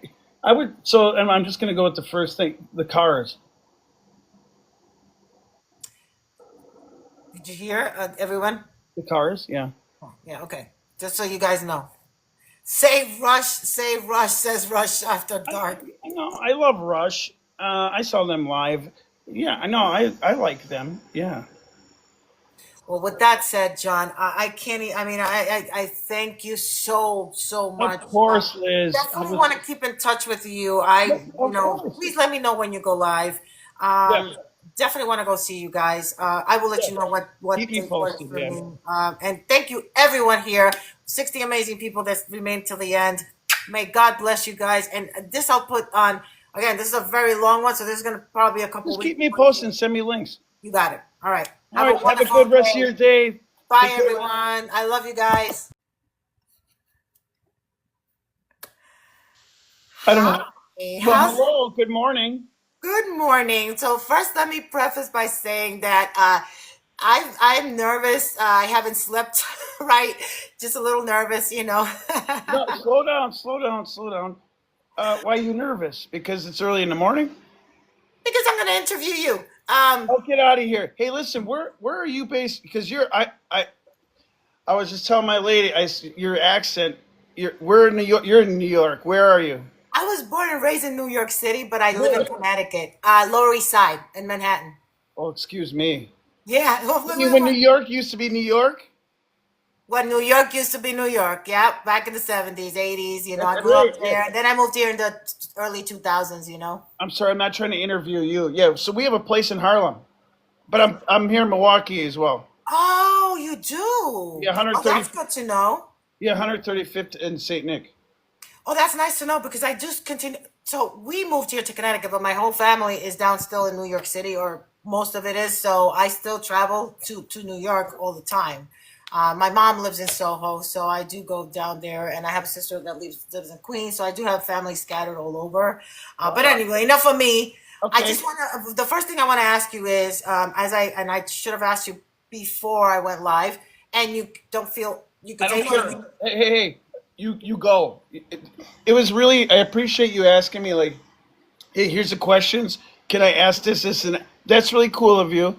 But you know what? I can't handle anything. Okay. Well, what I was going to say is I do have a small YouTube channel. Usually what I do is because a lot of people, there's certain people that wanted to watch this, but one of them is Eric from the Alternative 80s, who obviously through him is how Miriam met you. Yeah. He's currently at an appointment, and I know he probably doesn't want to miss this. So do I have your permission basically to post this on my YouTube channel is what I Yeah. want. It'll be like $10,000. Ah, okay. I don't know if You're I all have good. You're numbers all like good. that. You're all good.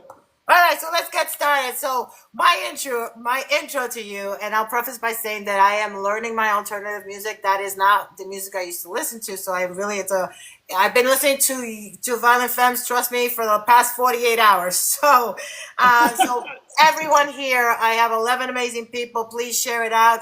Buckle up because today, not tonight, this morning, we're going to be diving deep into the rhythm of the band that defined an era. For those of you who know, if you've ever screamed, "Why can't I just get just one kiss?" or dance like nobody was watching to Sister in the Sun, then you know exactly who we're talking about. So, joining us today, obviously, is John Sparrow. He is the drummer for the Violent Femmes, and actually, kudos to Miriam, who was the one who did this introduction. So, I will forever be grateful, Miss Miriam. He's a sweetheart. So let's get started. I guess to break the ice, just tell me a little bit about you, about your career, and we'll take it from there. Wow. Well, that's a very loaded question. But so I